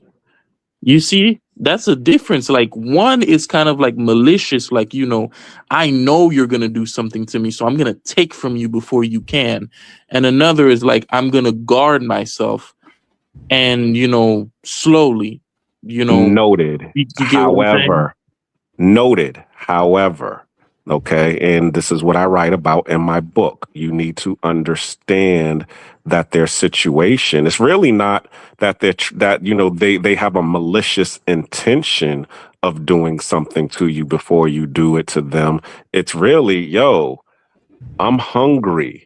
I don't have welfare and transitional assistance and food stamps out here, and I still got to take care of these kids. I still got to put a roof over my head. So therefore, let me get out here and, you know, find me, you know, and shake a little leg and see if I can get something out of it. You know what I'm saying? And if I can find a nice guy who's willing to, you know, help me out of my situation, whether I like him or not, I'm gonna, you know, do what I gotta do in order to survive. And see but what happens is this, what I notice when I'm here, boots on the ground, the moment I start treating the women, the chicas, like human beings, I get a whole different treatment from them. If you understand what I mean. You know, you'll have the ones that like Charlie Chan said, they straight business. They like, yo, I don't like you. You know, it is, you know, it's $150, it's $100, take it or leave it. There's plenty of men out here that I can go with, that I can get with, and they'll just keep it at that. Listen. But you do have some that will, you know, is going to explain to you, you know what I'm saying? Hey, you know, I like you, but yo, I'm out here trying to survive. Now, unless you are willing to help me, you know, get out of my situation, then you need to we need to keep it stepping. You know what I'm saying? Because I got, you know, me and me liking each other is not going to pay these kids as you said, school tuition or uniforms, or it's not going to pay my bills. It's not going to get us fed. So if you got a solution for that, I'm all ears. But if not, it's $100. That's my solution. That's the solution that I could come up with. So as I said, when I come around, I usually will come up with some kind of solution that helps them, and in turn, they treat me differently. That's because I'm not treating them like, you know, a chica, unless they are treating me like a trick. But a lot of times, if I'm treating them like a human being, they're treating me like a human being. And that's really what it boils down to. Put the games away and, you know, just come to the table and stand on business, what you about. I agree with you. Listen, this is purely in Medellin. Medellin is a special thing. So it could be because the bulk of my experiences in Medellin. I was there for over a month. I'm going to Bogota next month. But the bulk of my experience was in Medellin, so maybe that's a different beast, right? But when I was there, listen, you can be kicking it with a girl and you are getting all the signs, like she makes effort to be around you. She's around you, you know, she's running late to work. So, you know, she's just like, oh, let me do something for you before I go. You can be doing all of these different things, and, you know, you're interacting with this person, you speak the Spanish, and you still end up getting got. And then it's like, when you get got as like an American, like there was another incident too of another woman too that I thought I could trust too, where the reason why I actually helped her out, right, was because my mom ended up getting cancer around the same time, like 6 months before, and she had her surgery. So at the time, she was like, listen, my mom, you know, I got a little brother. I can't leave him alone at home with the mom. She's got cancer and she's kind of going through it right now. And we're trying to, you know, we need not only the extra income because she can't work, but we also need the extra income to actually help supplement the cost that comes with the actual treatment. Right. So I'm like, I come back to the US and she's like, listen, can you help me with this? Because I'm kind of in limbo right now. I got to go get a job. I'm like, all right, you know, I normally wouldn't do it because of, you know, my own kind of like barriers. But I'm like, you know what? I don't think I've been around this person long enough that I feel like, okay, maybe this person, they're telling the truth. It ain't gonna cost me much to help them. You know, I have trust and confidence in them, some level of trust and confidence. And then I helped her. Man, listen, about a month later, you know, out of the blue, it's around Christmas time. I'm like, hey, you know, I just wanted to chat with her a little bit. Not chat with her, but I just had a few questions about Colombia because me and my friend were having an argument and I wanted to get some facts. I just sent her a message. Literally, I'm like, you know, next day, I'm like, man, I wonder if she responded back. Check my WhatsApp. All the messages between us were deleted. All of them. Every single last one of them. And I'm like, that's crazy. I check my social media where, like, you know, met her, blocked. I go in and I'm like, okay, maybe she just deleted it. I check on something else and I see she's right there. Her post is right up too. So for that reason, it's like you end up in a situation where like you really need to kind of be vigilant because from our perspective as Americans, you know, women aren't going to cross a certain line. But when you go to some of these places, a chick will only maybe mess with you because she lives with 9 people and you have a peaceful house. They can come over and they can just relax there and just chill there without anyone bothering them. And that to them is just enough to just be around you. Or because you got that's the fact, and as well as that will happen here in America. Let me say this. Well, Yep. first of all, let me welcome my good brother DMV to the line and stuff like that. What's Just up, heads man? up, guys. We're gonna be winding down in the next 15-20 minutes. But shout out to you, DMV. How you doing today, good brother? DMV, you good, bro? I know he a trucker. He probably on the road. Yeah. Well, what I was like to say earlier Yeah, I probably is go back to many. But what I was gonna say to you, KB, no, give me 1 second, Adam. 2 things, KB. For one, I want to say, bro, I'm so sorry that you had to go through that, man, because you sound like it really affected you, man. And I hate to see, because you're too young to sound that heartbroken, in my opinion. But at the same time, I think you go ahead getting it out the way. But life have a way, for men at least, in my opinion, it has a way of hardening you. You know what I mean? So shout out to the big homie Ronan. You know what I mean? That's what we striving for. That right there. We just see a hand come in and bro getting goddamn good libation on live. Well, so yeah. what I was with that I digress. Adam, you was gonna say something? Well, I was going to say, and some people might think this sounds harsh, but many of those women overseas were surviving before you came over there.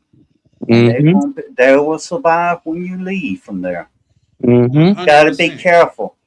And that's the gospel. And then in Thailand, I do help out people that are in true need.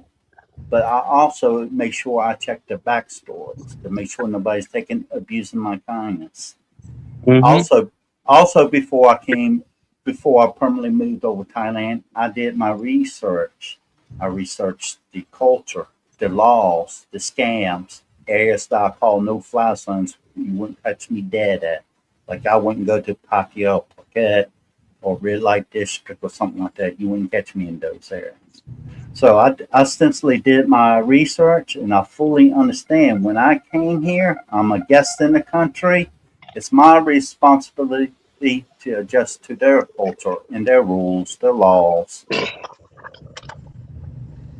And that's basically what it is. And a lot of guys don't take the time to do that. What they do is they look up and try to figure out how to pick up a girl, do this, do whatever, enjoy time over there. But anybody that really goes overseas, they don't take the time to really understand the country and its culture. They just pack up the bags and hope for the best. Yeah, I got a question for Carl B. Go ahead. How many times have you seen this female? Which one? The one we talking about in the story. The one about the Christmas gift. So Andrea, I saw her practically every other day. while I was there over the course of the month. And then Hannah, she was over at my place every 2 days basically. She met all my friends and Okay, let me watched a ask you bunch this. of movies together. Andrea, when I'm saying this, okay, just say you spent 30 days with her. Mm-hmm. When you left and came back to the States, when did you go back to see her? I didn't go back to see her, not as recently. I left like probably right now, I want to say 5 months ago. Did she ever ask you if he was coming back? No, I don't think she did. Did you ever tell her you was coming back? No, I don't think I did. I don't make promises that I can't keep. That should have been a red flag. Yeah. When she called you up. Yep.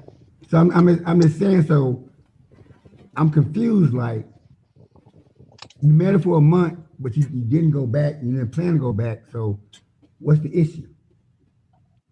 Well, no, because you were saying it's like dudes. It seems like these dudes aren't opening their hearts to these women and things like that. And I'm like, no, it's not that they don't want to open their hearts to these women.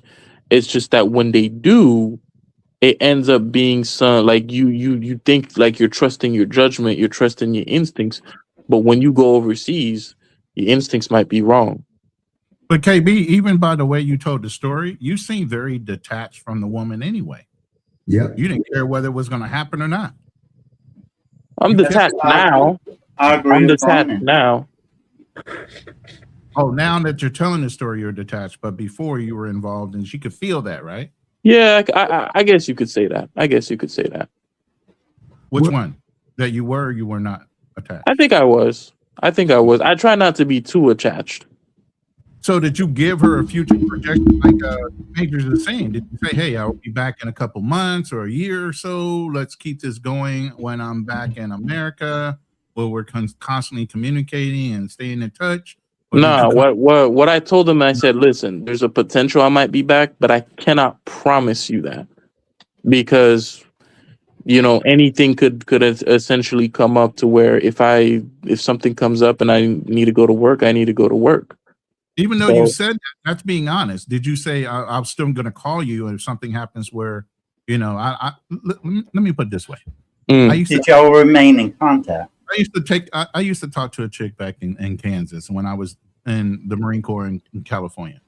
She wanted to be my girlfriend. I said, look, I don't believe in long distance relationships because I'm not going to sit here and worry about what the fuck you're doing while I'm somewhere else. I'd rather you just go ahead and let's stay friends. When I come into town, if we're cool, we cool. If I'm not, then you can go and do whatever the hell you want. I don't have to worry about anything you're doing and vice versa. And we were cool like that for a long time. But if you don't set that standard, she's already saying, okay, well, you're cutting ties right now. Why should I have to hold on to you? Fair enough. You know what? I don't think you're incorrect because I kind of got maybe that's kind of what happened with Hannah the first time and she just didn't want to say anything to me. That's a possibility. Because usually what I like to do anyways, or if I'm ever in a situation like that, I usually tell the woman, I'm like, listen, I know you're going to have other guys. It doesn't bother me. And I would prefer you meet another guy or find another guy because I don't know when I'm going to come back and it's not a big deal to me. But if I tell them that, they look at me like I'm crazy. Why? That's honesty. Why would they do nothing but respect you for it? It's South America, man. It's like they don't want to seem like, they want I you don't to know. you be honest with them, man. I'm telling you, guys don't understand. If you just tell the woman the truth, she has a choice of either going along or leaving. They always seem surprised when I say that, though.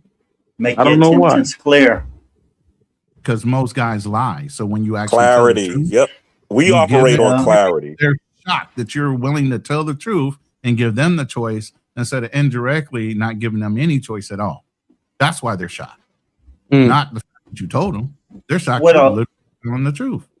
What a lot of men got to understand, the majority of LDR relationships overseas usually end up in failure. It's only a very few that are actually successful.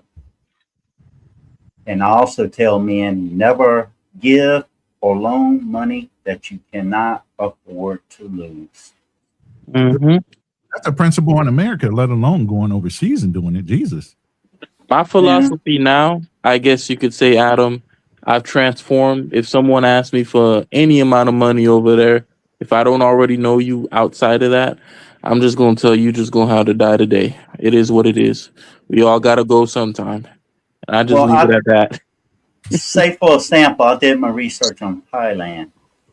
Thai, if they go to a public hospital, the medical is free. But if they go to a private, it is not free.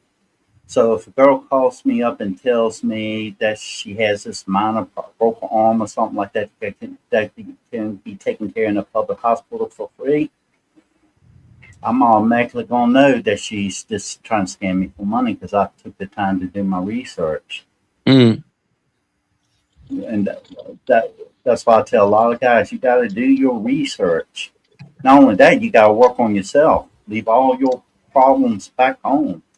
Overseas creates an opportunity to create a better life than what you had back home, if you allow it.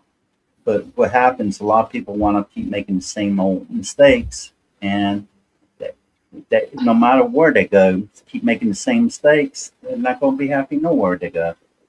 You know, Yes. like peace, you got to find it within yourself first before you can wind up having peace surrounding you, but with other people that has the same values and principles as you. And love, you never rush love. That takes time to find, and it's something that grows over time. It's just something that it's just ain't like an emotional feeling, like you see, go, oh, I love her, but she's beautiful and stuff like that. You gotta get to know the heart, and that's the hardest thing. People is always in a rush, try to rush things that they should be taking their time. Well, I say this: don't lead with dollars, lead with common sense. You know what I mean? If she's a person that every time she's posting a picture, she's at the club and she's drinking and she's out in the nightlife and stuff like that, but all of a sudden she needs your help, take that into account, man. You know what I mean? Because the first thing in my mind be like, "What I just met you a month ago, and you done managed to make it to 35. You done managed to make it to 35 without me, but all of a sudden you gonna die if you don't get this little whatever money that you asking for. That doesn't make sense." Well, guess what, baby? Listen, I heard somebody say this online, and I'm telling you, I didn't come up with it, but it just makes so much sense. Have you thought about if you ain't got it, maybe God don't want you to have it? You know what I mean? exactly. So that be my thing. And like, yeah, no, man. Like in the fact of the matter, just from my dealings with women, the woman that really like you, she gonna damn near refrain from asking you for something because she's trying to keep you. She don't want to run you off. Charlie, can I ask At you a least that's question? my experience here in the Yes, sir. Okay. You go to DR a lot, right?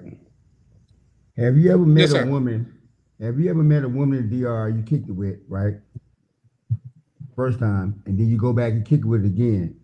Is it cool to give her money since you kicked it with her 2 times? No. Why is that? What are you giving her money for? I'm just I gave her saying money because when I kicked it with her. when I'm not saying the 3 or 4 kicking. I'm talking about you Regular girl. Now, it could be you hanging out with her, you enjoy her company, you come back, you go home to the States, and you come back, you hanging with her again, and then you go home, she say her arm is broken. Would you help her? With a round Depends on of the applause. country. Sir. Huh? Just because of this. Like say, when I'm out there, I make my intentions clear. I make like if that's something that you want or you need, maybe so, this, that, and the third. But especially if you pick up on that and you're like, okay, well, yeah, I want something. It could be even swap, no swindle. I'm cool with that. I am, but at the same time, if you want something from me, for you to give me something, don't expect something from me and I get nothing in return. I'm an astute businessman, and I would have been broke if that's how I did business. You see what I'm saying? And furthermore, when I'm out there, I'm not looking for that. I'm not one of these guys that's saying that, oh, I got a relationship and I only go there once every quarter. I can't even speak the language that good. That would be naive, wouldn't you say? So you ain't never met a woman overseas and y'all kicked it like 2, 3, 4, 5, 6, 7 times. Yeah, Would you give her something? I gave her some then. You know what I'm talking about. Like give I her get some, what you're like, saying, you but know, I'm if answering she your asks question for the it. best that I can. No, I wouldn't. Like say I could show. I got a chick that I call her my usual. Anytime I'm in town, I hit her up. She come through, kick it, spend the night. Like we have a damn good time kicking it together. But she not, for one, she not the type to ask me for something, and for two, I think when she did, it's an astounding no for me. Because if you Yeah, want me for what I I could agree do with for you, Charlie. you're not gonna want me. But when you say, See, I agree with Charlie. I mean, I understand what Lee Majors is talking about because, as I said, it's really about clarity. You know what I'm saying? And you need to establish the clarity up front. Are we friends? If we're friends, okay, I'm going to treat you like a friend, and if I can help you, I'll help you. But if I'm your client, well, guess what? I'm your client. So guess what? When I'm in the mood to be, to go partake in your services, I will call you for your services. You just like my house cleaner. When I need my house cleaned, I'm calling you, which is usually about every 2 weeks. So it's the same thing for the chick. So she just gotta let me know what am I to her? Am I a client or am I a friend? Because if I'm a friend, that means I'm gonna give you some financial advice. I'm gonna teach you to fish instead of giving you a fish. But you don't want to be taught how to fish. You just want the fish that I got, and that's not gonna work for me. But okay, Me, I'm different. I'm both Charlie Chan and Lee Majors. I'm going to help you out every once in a, because we kicking it, and I can afford it. You know what I'm saying? If I'm doing this over here, I can afford it to lose it, to part with it. I'll help you out with it. You know what I'm saying? Like I mean, most of the girls that come over that are my friends that I date, I'm going to pay for the babysitter, even if they don't even ask me for babysitter money. That's the one That's thing that something that I they'll would do. usually get from me. I do that in America. Well, I have done See? it when I was younger. Yeah, for sure. See, but let me clarify something. Like in America, I got females that's like say that's in my life and stuff like that. Like say, me and her kind of on the outs right now, but she watch my dogs when I leave the country. She could call me and ask for damn near anything, and if it's within my power, I'll make it happen for her. There was one day that her car broke down in the middle of winter. I told her, for one, you should have let me know when it broke down because I could have sent you a tow truck. That's no big deal. I get a certain amount of them a year. It wouldn't have been no big deal for me to send you a tow truck. But when she was having the mechanic fix it on spot, I pulled up on her and just like say we went and got something to eat while the man was fixing her car. You know what I mean? To say that is to say, when I do something for you, it's not for what you can do for me if you in my inner circle. It's because you are already a part of my inner circle and you provide value in my life. In return, I'm going to provide value in yours. I'm not going to just pay you got a vagina. Charlie, that's not what I do. Charlie, let me say this, and I just answered Reef on the same thing. Lee, I think you're hinting around to sending money to somebody you think you're going to have a long-term relationship with is different. Because here's the thing, and I just said it to Reef. If you start saying, oh, I'm boyfriend, girlfriend, there's an air of responsibility in Latin and Asian cultures that you're assuming some level of responsibility for your significant other. Absolutely. Correct? I agree. So then at that point, then you're adding to her welfare, and that could be in a financial way or advice way, like Charlie was saying, it could be a whole bunch of different ways. So if you are courting, or in Philippines called legal, a woman, and you're contributing to the stability of her life while you're abroad, and then you're coming back to pick her up or get married or whatever, that's a different space. But if you are saying I'm a long distance relationship with somebody, you're not serious about wanting to get with her. If you say those things, then her expectation and her mindset would be, you're my man. If I say I need help, you should be able to trust me. Other than that, why did you say she was your lady? I like that. What's going on, y'all? Exactly, I agree. You need to make your intentions clear. And I'm the type, my word is my bond. I don't break my word unless I gave my word where somebody was giving me false pretenses. You know, they Yeah. wasn't being truthful for me. Then I might break my bond. I'll Or be say honest. like, Yeah, and for me, I Right mean, it's quick, the hold on. same thing. Shout out to DMV. I think he just woke up. DMV, you must have taken a nap on live or something. Nah, I was going through a tunnel. That was a long ass tunnel. Shit. I Yeah, said something to yeah, you probably about 45 Big ass. minutes ago. yeah, Tell him. yeah. That must have been I the was key going through a bridge. tunnel. That must have been the key bridge. Okay, You in well, the you probably didn't DMV, hear huh? me when I spoke to you, but I definitely had to acknowledge you though, man. How you doing? All right, thank you. I'm good. I'm good. This conversation I've been waiting for a long time.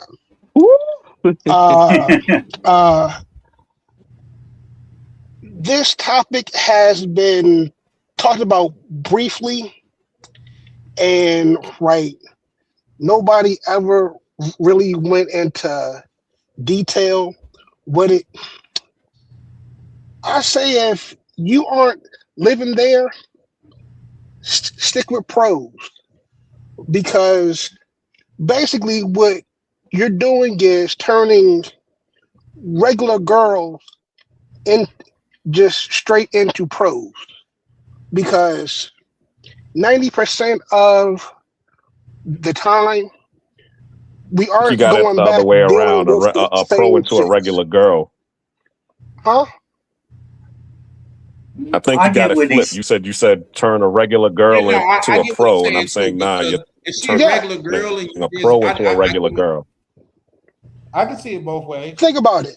If all these Yeah. men are going over there messing with regular girls and treating them like pros, you're turning regular girls into pros, right? Go there with false intentions. I disagree on that one. No. See, because the guys know I get what it. they Yeah. So are if doing. you What there I for a was good time, saying. not a long time, and you treating this Right. girl, for a good time, yeah, you making her a pro. The guys That know what they are doing. So, in return, the girl has been going through this with multiple guys. So now she's thinking, let's just get what I can, But that right? goes back to what Charlie was saying. Make your intentions clear But from the beginning, yes, and but see that where she's means coming if you from. make your intentions clear with a regular girl, you might as well just deal with a pro, because she's going to start doing the same stuff with other guys. Well, if you made your intentions clear at the beginning, she's the one that decides where she wants to be with you or not. She makes that decision, not you. There you go. She's going to already want to be with you, because why? You can do something for her that she can't. That's So the you're same. saying you're gonna go for That, the Is a person having a job, getting a job, right? Huh? Hold on. I see what he's trying to say, right? I And I've understand what he's trying experienced. to say. Yeah. And now on shucks, what was it? There I go. I lost my train of thought. No, you were saying something Take your about time. it's better to be with a pro because a lot of the times they're gonna end up doing the same thing that the pros do eventually because of guys are coming and leaving, getting into relationships with her. Well, here's the thing. And if that's the case, if that's what you're saying, bro, I'm not traveling to be a secretary. You know what I mean? I'm not a humanity like that type of person. Like, if that's the case, if she's gonna end up on that path anyway, why am I gonna be like, oh no, I'm gonna do my part? No, she's and I'm letting her know this is how I'm coming. I'm laying it all out, and you still decide to be there. At the end of the day, remember, I fuck with of age women, so she is a consenting adult. She have the doors, the locks that on the doors where I be at. They is to keep people out, not to keep people in. You know what I mean? So if she want to stay. But you know what my intentions are. If you want to go, I got respect. I can respect that. That's that's not what you're looking for, and that just is what it is. But understand this: if you stay, it is what it is. Yes, but we can't get mad when they ask for money. Once we leave. I never get mad. Who said I was mad? I just tell them no. Why would you No, get mad? No. It's like getting mad for your kid asking you for some ice cream. When KB was talking about the broken arm and the Christmas gifts. Because it sounded like when he was dealing with her, he was kind of treating her like a girlfriend. Thank you. Kind of like a girlfriend That he's on getting demand. trust. You got to add that too. But keep going. But I do agree with DMV. If you're going to enter a serious relationship with a woman overseas, you should be living over there yourself. Unless y'all plan on, unless you made a. Hold on. But let me finish. Unless you make a decision, both y'all together, that you're planning on bringing her back to your home country. And each of them. Go ahead. No, go ahead. I don't want to interrupt you. No, I was pretty much finished. So go ahead, no problem. I see what you're saying, but like it's kind of like, for example, right? It's not so much like you're treating her so much as a girlfriend. Like, okay, for example, if I'm, gonna go out to like a restaurant, right? And I'm just gonna grab a bite to eat, and she just so happens to be coming over, I might say, okay, let's just go get something to eat. And it's not a big deal. In a way, you're treating her like a human too. You get what I'm saying? I'm not saying like you. So it's like maybe you might see it as girlfriend boyfriend treatment, but from my perspective, it's just like, if I was gonna go anyways, I was gonna go anyways. If a friend was gonna go with me, I was gonna go with them anyways. Carl, well, here's the thing, baby. Let me chime in on that part. Believe it or not, that was the difference between me coming from down south to up north, because they would say it's the difference between tricking and accommodating. I eat well when I'm by myself. So if she's with me, she's gonna eat well. I drink well when I'm by myself. So if she's with me, she is gonna drink well. Vice versa. I mean, that's just all the way around the board. That's if me and you going out. If I'm drinking, you welcome to drink as well. That's just the person that I am. I'm not gonna drink a lesser drink. And you with me, and you somebody that I'm kicking it with. That just makes sense to me. But at the same time, I'm not finna go out of my way to please somebody to where it's a short-term relationship. Exactly. You know what I mean? Exactly. Shout out to Lee Majors. No, somebody just. I think that was Black Cleaner. But what I would like, because it's a fundamental Black Cleaner. Yes, well, I wanted. Go ahead. Sorry. That was my question. That was my question. Like, you say you're going out to eat. I'm just gonna use the Morton Steakhouse, but then your friend want to come. You change it up to McDonald's. Is that because you want to feel like you're getting sipped on or taken advantage of? But see, are you asking me, Lee Majors? No, I'm asking Carl B. Nah, you wouldn't be my friend if I'm. Nah, I mean, I have a certain standard for my friends. If I consider you a friend, I would never do something like that. Now we don't take the friend out of. We're talking about the girl you're kicking it with, or a girl, not that particular girl you're kicking it with in Columbia. Girlfriend with benefits. So if she sees you going to nice fancy restaurants and you're taking her, don't you think she'll feel some kind of way?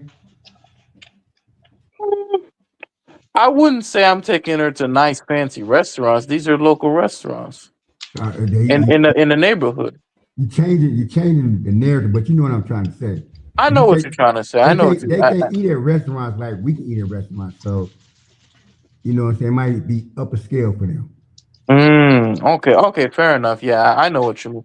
From her perspective, it's like, I can't afford this, but he's doing this for me and not expecting anything in return. Oh, this could be something more. Right? But you're not doing it for her. You're doing it for yourself because you want to go eat. Yeah, and she just so happens to be there, and I'm not gonna make her sit down and watch me eat. Right. The thing is, you have 6 guys currently on the panel. we're gonna have some of us gonna have similar views, some of us gonna have different opinions. What I tell people to do is do what makes you happy in life with no regrets. You can't blame others for what you allow in your life. So if you've done something and you regretted it, then you learn from this mistake and try not to make the same mistake and move on. That's all any of us can do.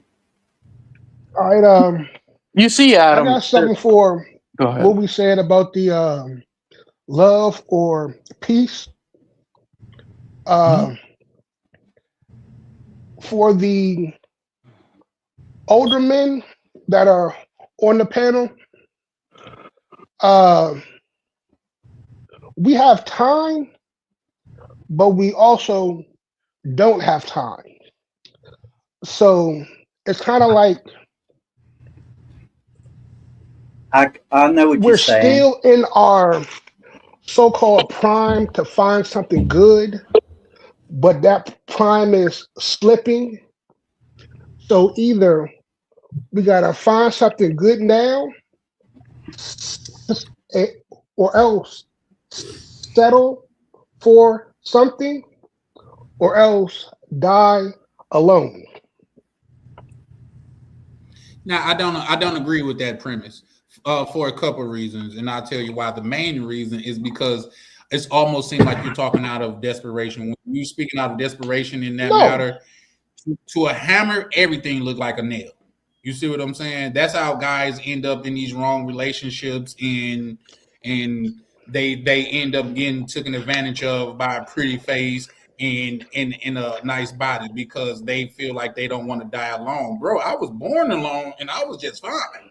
So I hadn't even experienced dying yet, but I feel like I would be just fine. I'm okay with however it comes. I think that'd be like a lot of people, like almost like they're scaring themselves into accepting something. That's what a lot of American men go wrong. Do you know the most sex deprived men in America are married men?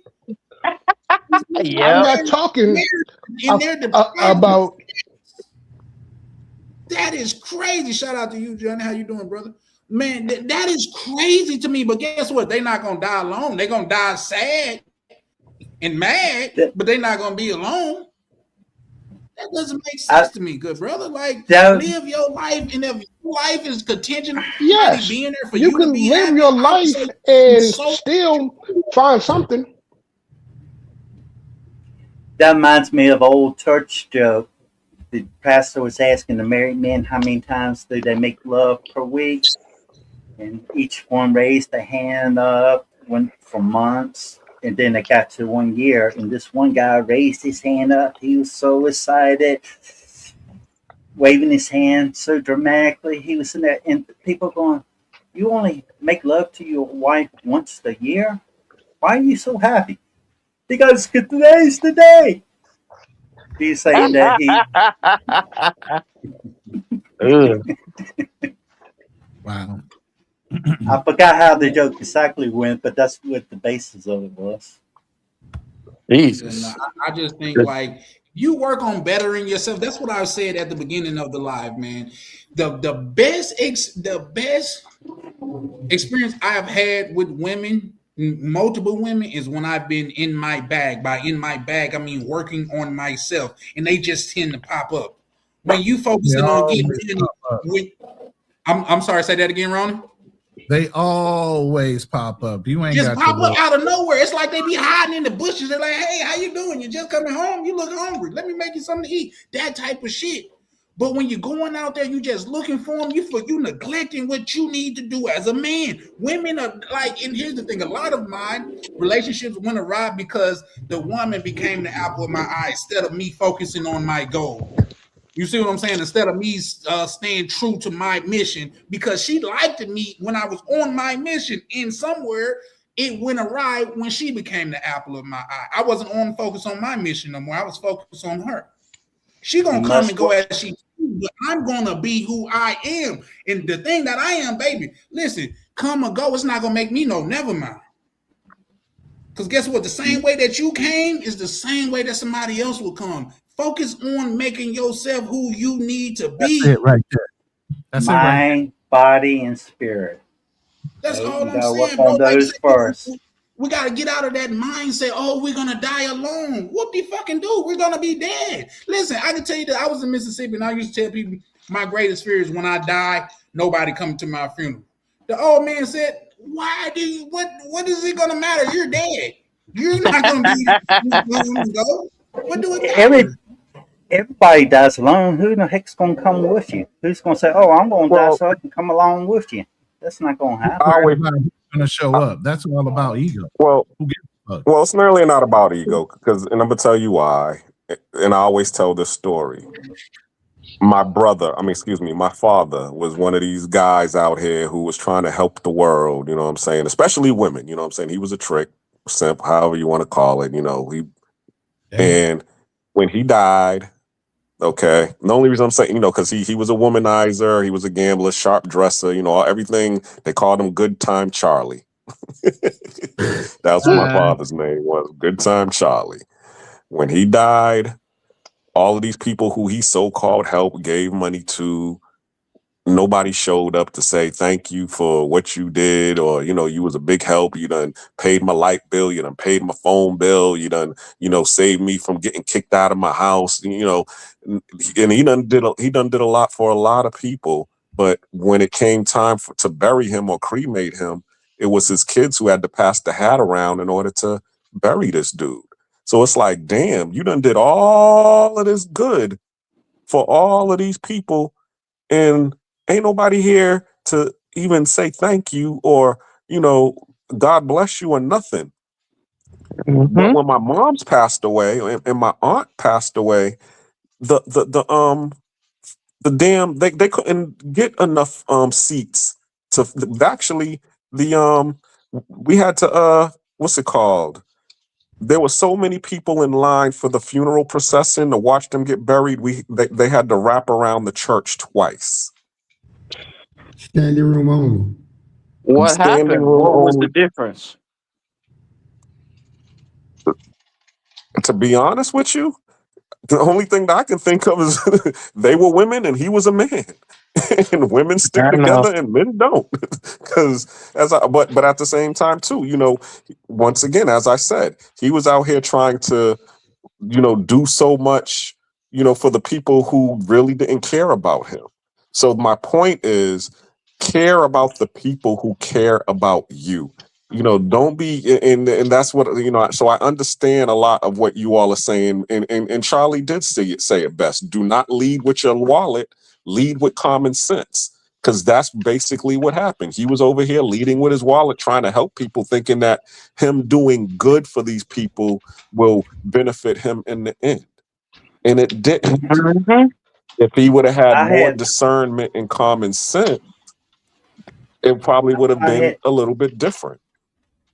I had to learn the hard truth when I had my stroke when I was 29. I mentioned it before. Before then, I used to bend over backwards trying to help people out as much as possible. When I had my stroke and I was in the ICU unit, the only few people that actually visit me there wanted to borrow money from me while I was in the hospital in ICU. The only person that was there for me was my mother, who was still alive. My father had passed away, and she was in there praying for me. And that's talking about my sisters, my family, my friends, and everything like that. So that taught me right there. If I'm going to help, I'm not going to stop helping people, but I'm going to help people in true need, and I'm going to check the backstories to make sure to tell them the truth. Other than that, I ain't helping nobody. Yep. I've had like a similar experience, and part of my solution or a way to cope with that is to just not really help people at all anymore. Because I realized it's like over time, I really went out of my way. I had an instance where I had a friend, right, that we grew up together from the time we were like probably 8 or 9. And he fell on some hard times. He went to school. He didn't really take it too seriously. And, he didn't end up getting his degree. He kind of failed out.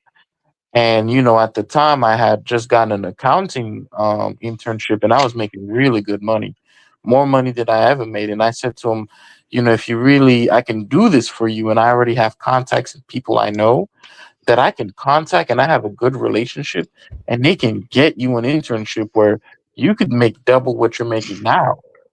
I could do this because I'm going to do this because, I really want to help you out. And I had him come over, and we made his resume, and I spent hours working with him. And then at the end of it all, I contacted him one day, and I never heard from him ever again. He didn't follow up. He didn't do any of that stuff. And it's like, it wasn't the first time something like that happened, where you offer to help somebody and you do something for them free of charge that normally they would have had to pay hundreds of dollars for.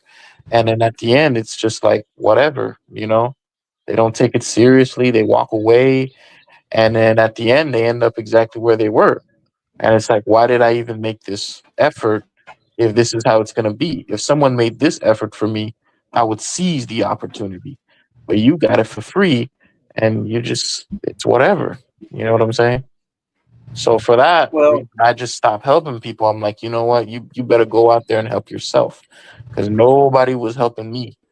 And this is where I got. So it's up to you now.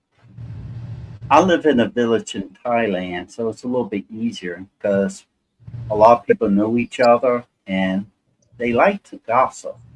So you usually can find out very quickly if somebody's being honest or being untruthful. Yeah. So yeah, you just gotta be careful.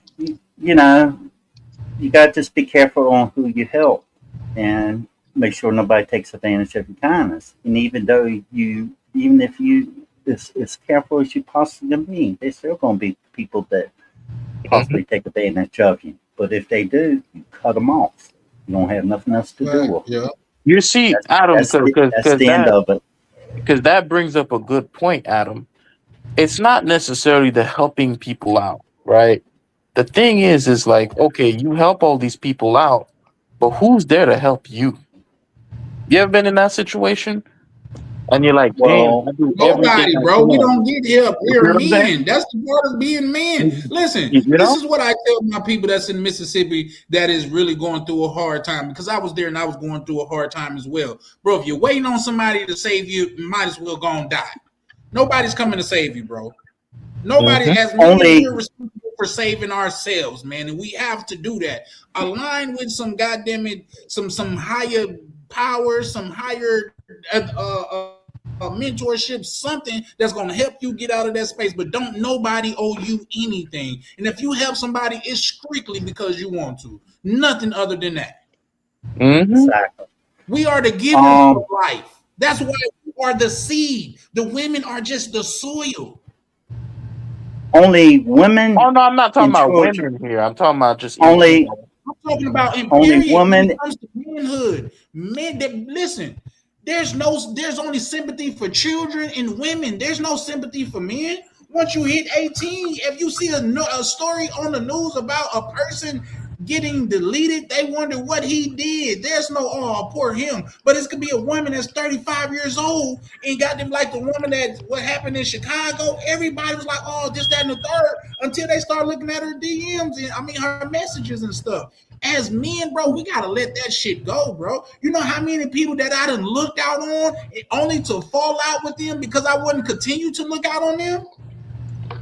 You can say yes to 100 person now. You can say yes to a person 99 times, and they're gonna only remember that one time you told them no. When women and children, women and children are only ones that are loved unconditionally. Men are only loved for what they can provide. Conditionally. That's a condition. There is nobody coming to save you. You must pick your own self up and become your hero in your life. You can't expect other people to do it for you. Now, I have a wife that helps me out and stuff. I have a good relationship with my wife and helps me out and stuff like that. But tomorrow is never guaranteed. Nothing is ever guaranteed in life. You always got to prepare for the worst and hope for the best. And dealing with strokes, pulmonary embolism, blood clots in the lungs, renal thrombus, which is blood clots in the kidneys, and DVTs, which is blood clots in your lower legs. That taught me that at an early age, and it was a hard lesson to learn.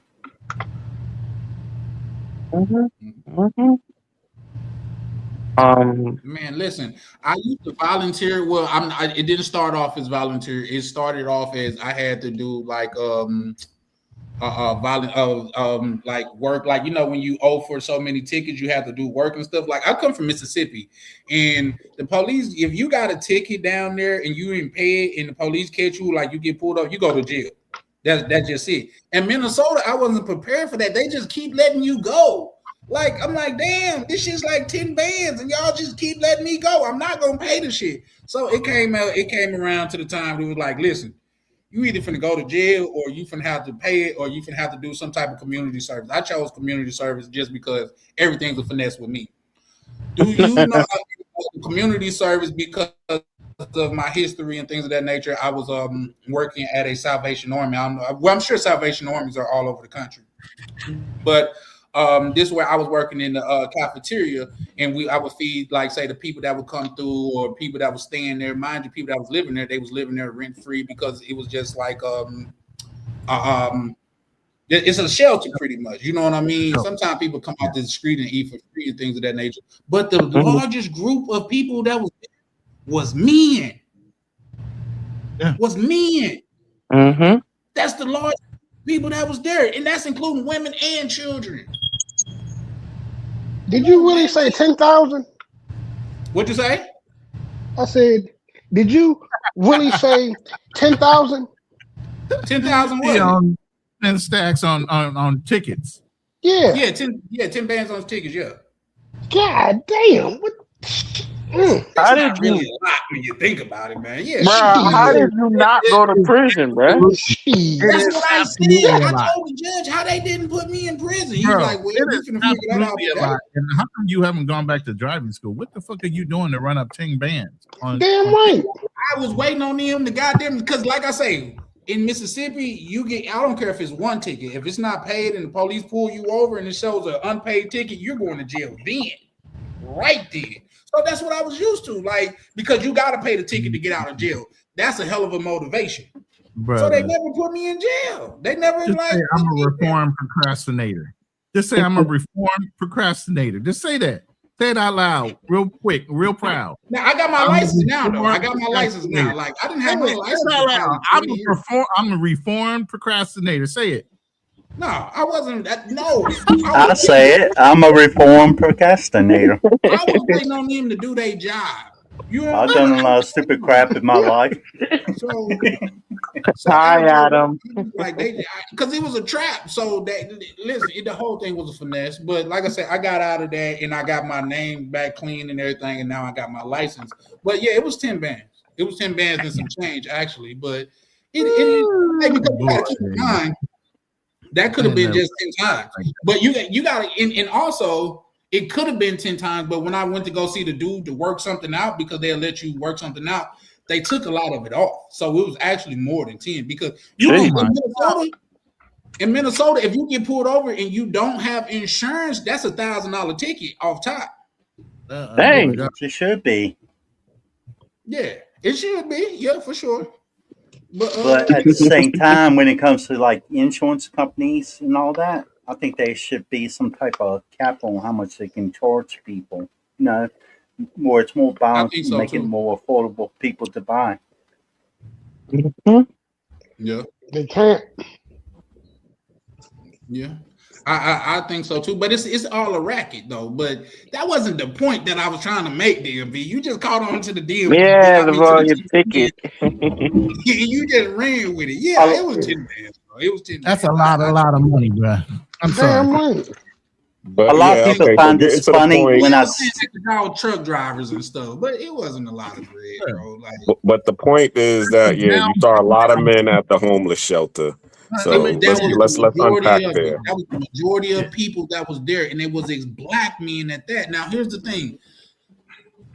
If I'm being transparent, like some of them was trying to get their life together, but some of them was just dead right bums, bro. You know what I mean? Some of them they felt like the world owed them, and they was waiting on somebody to come save them. They act like they had the right to free food in a shelter bed. Like they had stake. Oh, I live here. This is what they have to do for me. Nobody have to do nothing for you, grown man.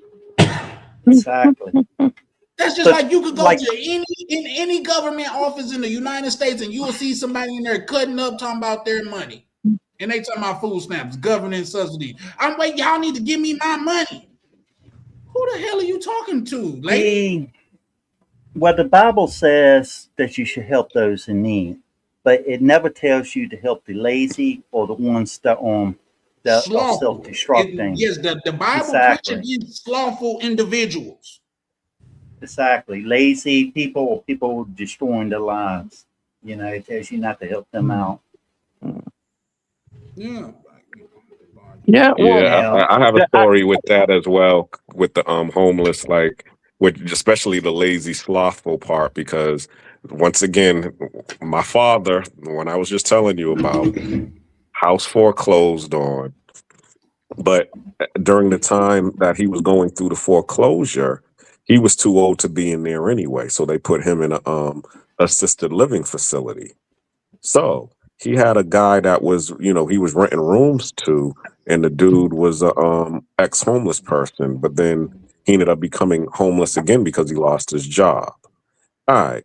So long story short, I went and found the guy and said, you could stay here until they foreclose on the house. All right. He stays at the house. I go over there to go check up on him. I go up in there. There's 6 other men up in the house with him.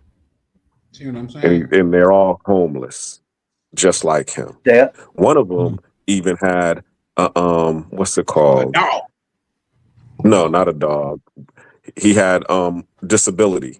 So he was even getting money. But what this dude would do, because it happened while I was there, he got his check on the 1st. He left the house, okay, went and checked into a hotel room, got 2 broads, and this is in Atlanta. He done got 2 broads off the street and partied with them all weekend, spent up all his money, and then when all his money was gone, he was broke again. It came back to the house. And I'm sitting here like, why didn't you just bring the broads back to the house?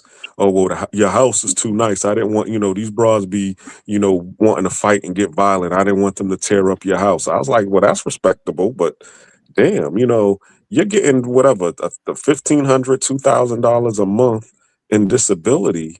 You know what I'm saying? This is a way that y'all could actually pay to live here. You know what I'm saying? Because the house is in foreclosure right now. But if you all, there's 6 of you all, and this is a 5-6 bedroom because it had a finished basement. This is a 6-bedroom house. All of y'all, the rent ain't gonna be that much because the rent was only like $800-900 a month. You're lucky that they didn't trash the home. They don't think like that. No, they definitely don't. That's also a reason I stopped helping homeless people. There used to be this old homeless guy I used to help out from time to time. I give him, if I came from Walmart, I give him a little $5. And then one day I'm just kind of riding around town. I head back behind like a Checkers. I was driving back and I see this man in the drug alley, bro. I'm like, that's incredible. The entire time I'm thinking like, oh, this guy's just down on his luck dude. But realistically, they're just taking the money and they're spending it on drugs. And I seen them too. And I can't help it. It's a such thing as being down on your luck. I've been down on my luck. I'm sure other men on this panel have been down on their luck. Yes. But that's a temporary. Bro, I was homeless on dialysis living in my truck at one point. In the middle of winter in Minnesota. But it's a temporary spot, bro. It's temporary. That's nothing. That's something. For you to realize, bro. Nobody's coming to save you, and don't nobody owe you nothing. You are the reason. I'm sorry. Go ahead, Ronnie. Even though sometimes you got to take a step or 2 backwards in order to take giant leaps forward. Sometimes you got to set back and reset yourself before you can take some leaps forward. You know, and but unfortunately, most of all, men don't have a place that they can go to do that. You know, and I agree, but the system is set up I agree with a certain extent children. because I tell people Right. this, Ronnie. Minnesota is the opposite of New York. You know how they say in New York, if you can make it in New York, you can make it anywhere. Well, if you can't make it in Minnesota, you can't make it nowhere. That's how easy it is to survive up here. You know what I mean? Like it just is what it is. But at the same time, for me, step number one was telling myself, bro, you got yourself here, and it's gonna take you to get yourself out of here. Take some accountability. Yes, I get it. The world is fucking hard. Buy a fucking helmet. If it was easy, everybody would do it. Yep. But here's the thing. Now, KB, I would want to say something to you. Everybody that's homeless is not in the same, because some people are out there because they are slothful, but some people are out there due to mental illness, and that's something that we can't never shit on. You see what I'm saying? Some people are out there due to pandemic things, that is trauma that has happened in their lives. Yeah. Every case is not the same, so we I was we going to can't bring do that up. Oh, yeah. like say that the worst thing in my opinion to see a homeless veteran, because I feel like the states. Oh, you see those a lot. You see that a lot. I hate that to the core of me, I've helped a because lot of these that. people was willing to give their fucking life for this country, and this country won't take care of them, and that's some bullshit. I've helped a lot of veterans out getting into the system in order to get their percentages up. You know, while I was going through a reset, I went to a veterans apartment complex where only supported veterans being there, and there were a majority males there. A lot of them didn't have their percentages. Most of them graduated from being in homeless shelters to even get to that apartment complex. They started off fucking streets, literally. Let me ask you, why exactly did they end up that way? Like, did they just not do the paperwork, or what happened? Some of them don't know how to do the paperwork. Some of them have mental illnesses and trauma from the experiences. Matter of fact, man, I ran into a brother, one of the first Army snipers, decorated to high hell, and he had a major drug problem, and he had some mental illness things that were going on. But he was in that shelter. This guy is highly sorted to drugs. Right. Probably And a sorted lot to of them, drugs that's not getting the proper treatment. a lot of them seek their trauma through bottles or drugs. In drugs. But also, and you gotta too. remember the VA, wait. The VA just got reformed. Do y'all remember back in the early 80s and even 70s? They used to have all kind of movies how horrific the VA system was for veterans and how hard it was for them to fight to even get in there to be treated.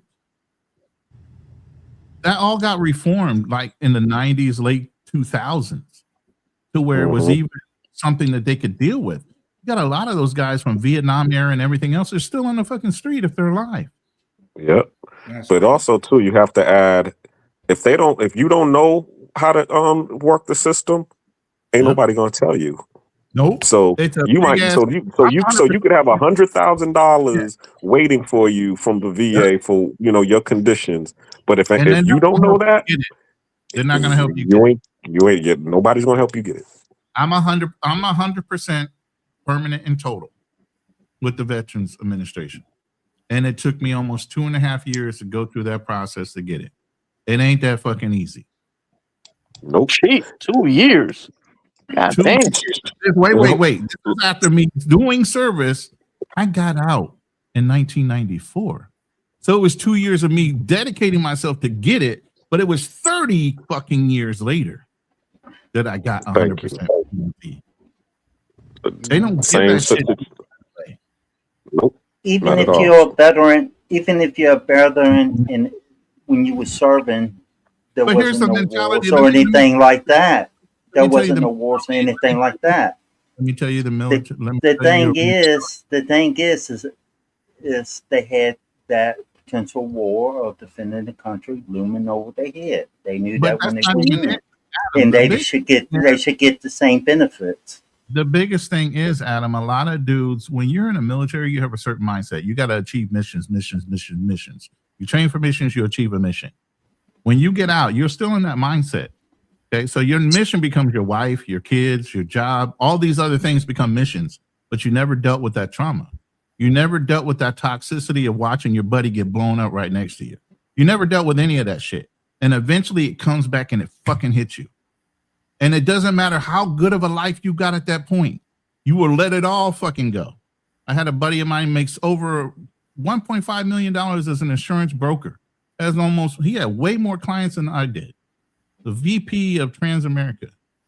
He saw me go through my process. He goes, that'll never happen to me, blah, blah, blah. The minute his last kid graduated college, it hit him. And it didn't matter what the fuck he had on the table, all of it had to go so that he could focus on himself. We reprioritize ourselves last. And that's the problem. A lot of men prioritize taking care of their family, earning money, but they never deal with their fucking traumas. We're told to suck it up. But you got to yourself up by the bootstraps. You got to deal with them because you can't progress in life until you deal with your traumas. Yep, but go ahead. Yeah. That's why I say you have to work on yourself. Yep, It's one of those questions I always have too, because it's like usually whenever I see homeless people out there, it's always men. Always men. I almost never see a woman homeless. And I'm like, why doesn't the government just help these people? Because it's like, it doesn't serve society either if you have a huge underclass of men. But no one really seems to care. You know what system is captured for those men? Prison system. Oh, yeah. Of course. That's what captures up most of those. There's a lot of mentally ill people in prison.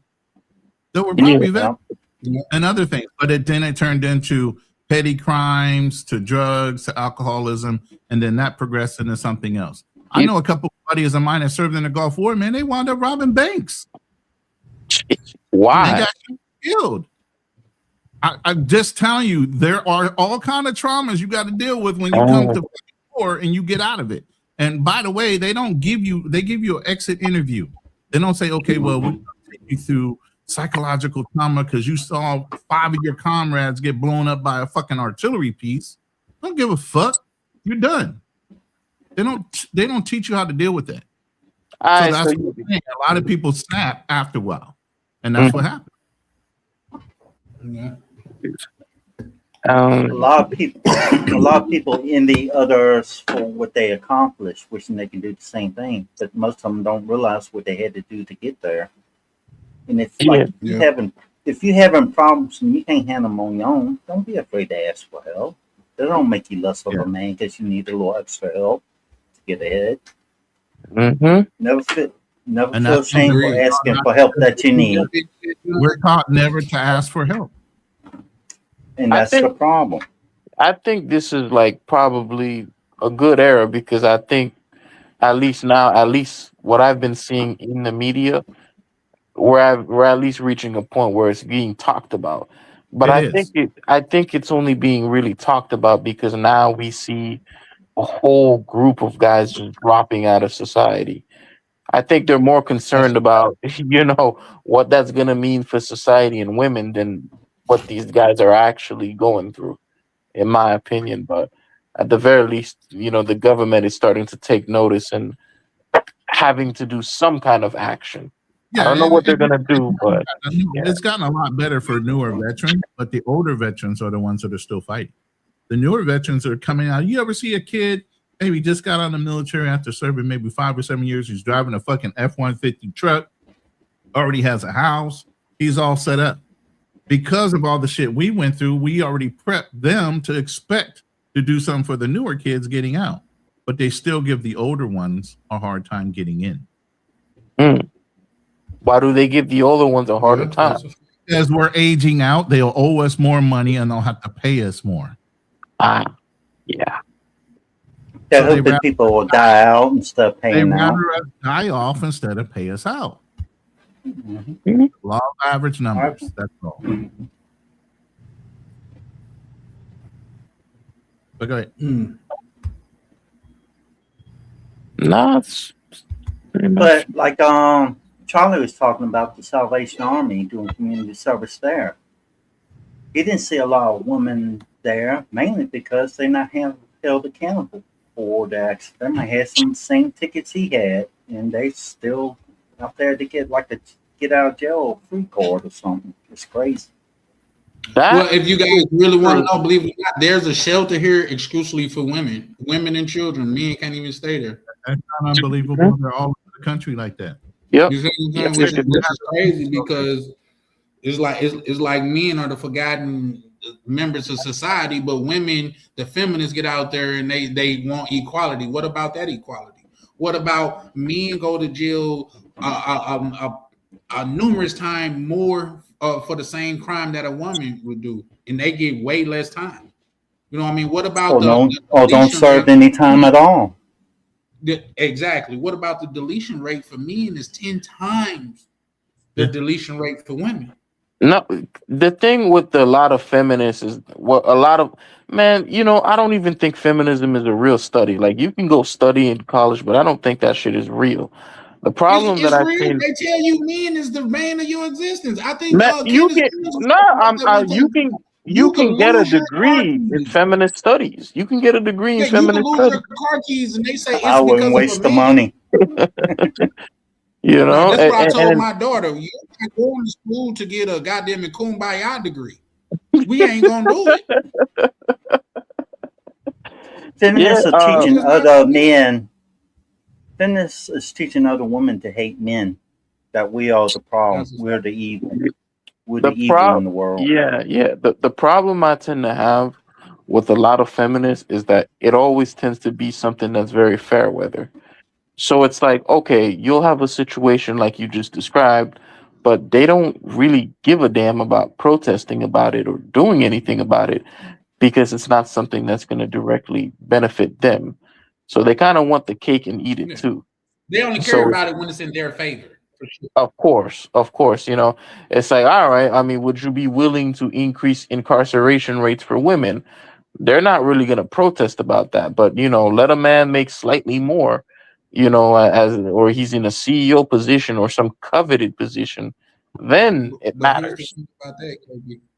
They say the study shows that men make more, but they also work more too. And harder. Yep. Men don't get paternity leave and stuff like that. Yeah, so that's something to pay attention to. But with that being said, guys, we're gonna start wrapping up, man. Anybody got any closing words that they want to say? Because I'm gonna be back tomorrow. I already got the live set up for tomorrow. If you guys want to check out that thumbnail, it's already up. It's gonna be tomorrow at 7:00. But anybody got any thing they want to say before we get up out of here? Damn, you should have went live on Wednesday. Shit. I'm going live Wednesday too. I got a whole little. I hit you up in the back office. You actually, I hit you up in the back office. Okay. What's the topic? But you said should have went live on Wednesday. Like, you talking about last Wednesday? No, this Wednesday. Cause you too intelligent to speak like that. You spoke in past tense as if Wednesday is really? already passed. Yeah, you said you should have went live Wednesday. Wednesday haven't came yet.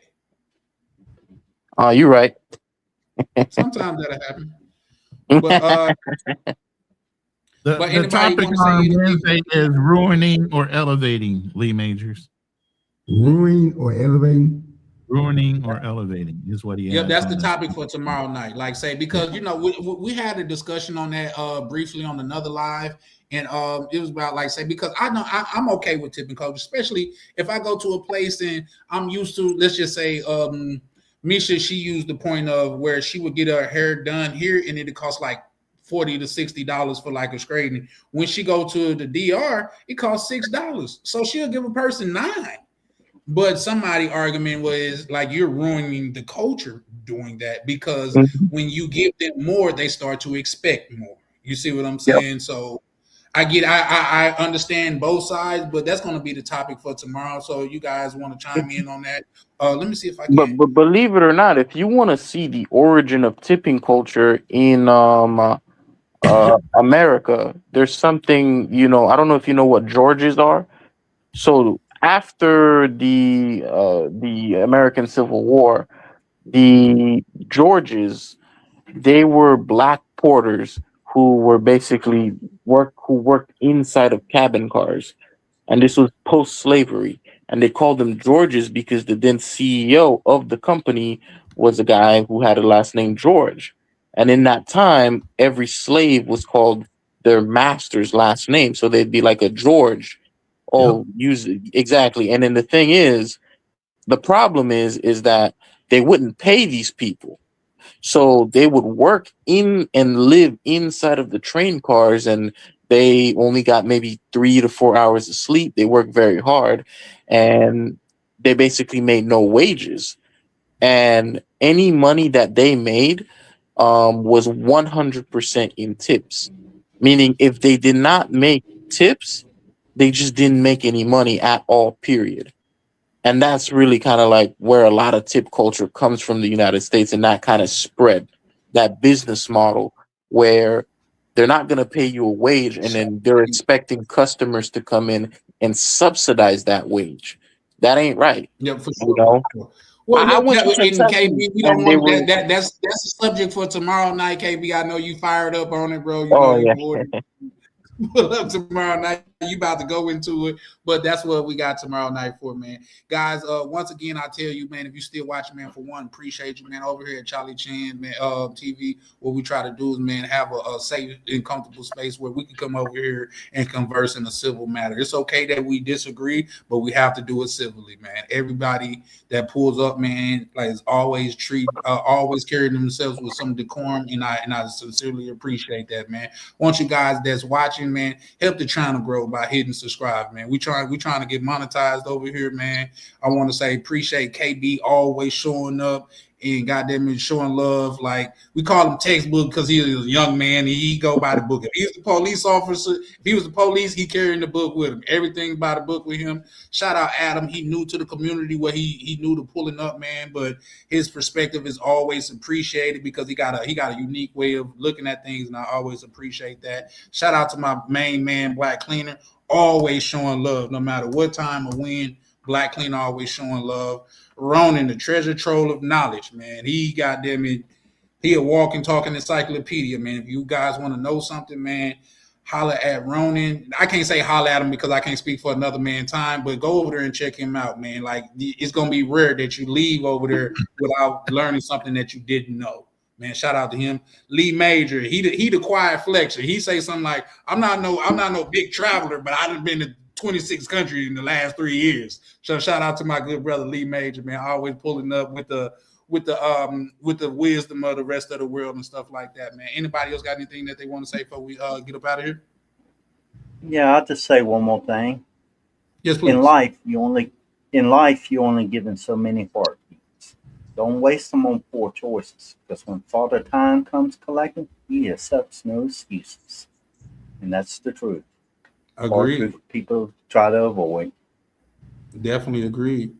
KB, Black Cleaner, Ronan, Lee Majors, you guys want to say anything before we get up out of here? No. Just want to say good night, fellas. Go ahead, Lee. Sorry. I just want to say good night, fellas, and the fellas on the what's that? South Asia. Good afternoon. Y'all have a great day. Yeah. We appreciate you pulling up, Lee Majors. Yeah, it's 2:31 here, so we still got a full day. Afternoon, that is. Anyway, I dropped in my chat. If you're in the vertical or horizontal, I dropped Charlie Chan's channel. Hit the follow button on Charlie Chan. Subscribe to his channel. He's always putting out good information. If you're one of those guys that work that midnight shift, because I get a lot of replays on my shows, so go ahead and follow Charlie Chan. You'll probably catch him live most of the time. And then I dropped in my new channel. Ronan's new channel is Wealth Talks, Legacy Walks. We break down systems. I don't sell you anything. I just break down how systems work and what things you need to focus on. All right. Yeah. So I've done a couple lives already, and I got some information in there that I'm going to be building up over the next 30 days to 60 days in there. But hit that link and go subscribe to my other channel. I appreciate it. That's a fact. And I wish you both luck on your channels. Hope y'all do really well. Absolutely. Anybody Yeah. that done pulled up, man, the way that you guys conduct yourself, I want you to know anytime it's my panel and you see me, man, please feel free to pull up, man. If it's not a closed panel, because we're probably going to start doing those in the near future. But, man, anytime it's an open panel, everybody feel free to pull up, man, because I enjoy conversing with you gentlemen, and I always walk away learning something that I didn't previously know. So with that being said, man, we're going to go ahead and close out.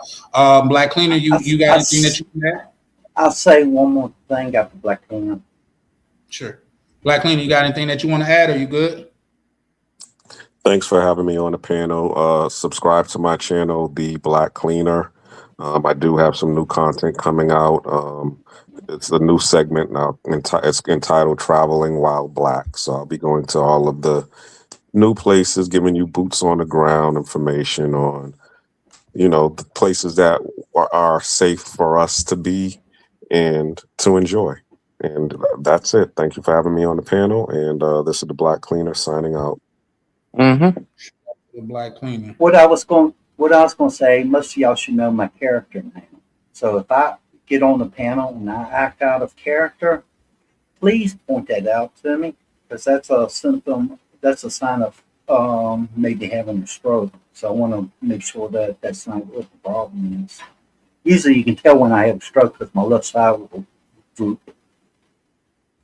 But if I do, just let me know. I'm going to pray and hope it never happens, but I'm going to give you a heads up. Now that you said that, brothers are going to be watching you extremely close. So if brothers be tapping in and checking on you, don't feel no type of way, because that's what they're going to start to send you. Oh no, I don't take no offense to anything. Okay. They definitely going to be checking on you. Because if I notice a big behavioral change and other people notice it too, I'm going to get my wife and I'm going straight to the hospital. I don't play games.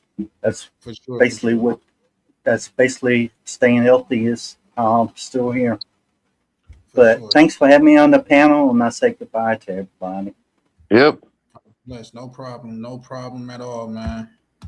So KB, you want to say anything before you get up out of here? Nah, I really enjoyed the conversation, the quality, and everything, and that's pretty much all I wanted to say. And I'm just looking. I'm always looking forward to it. Okay, well, don't don't forget to pull up tomorrow night. We're gonna go ahead and close out with the closing song. Hopefully, it'll play all the way through, but we'll see how that goes, man. Y'all have a great night, man. Remember to like and subscribe. All right, take care. Yep, for sure.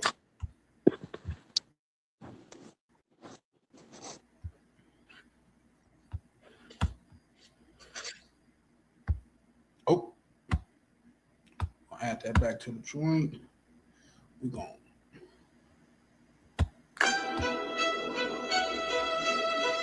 Yeah. Late nights.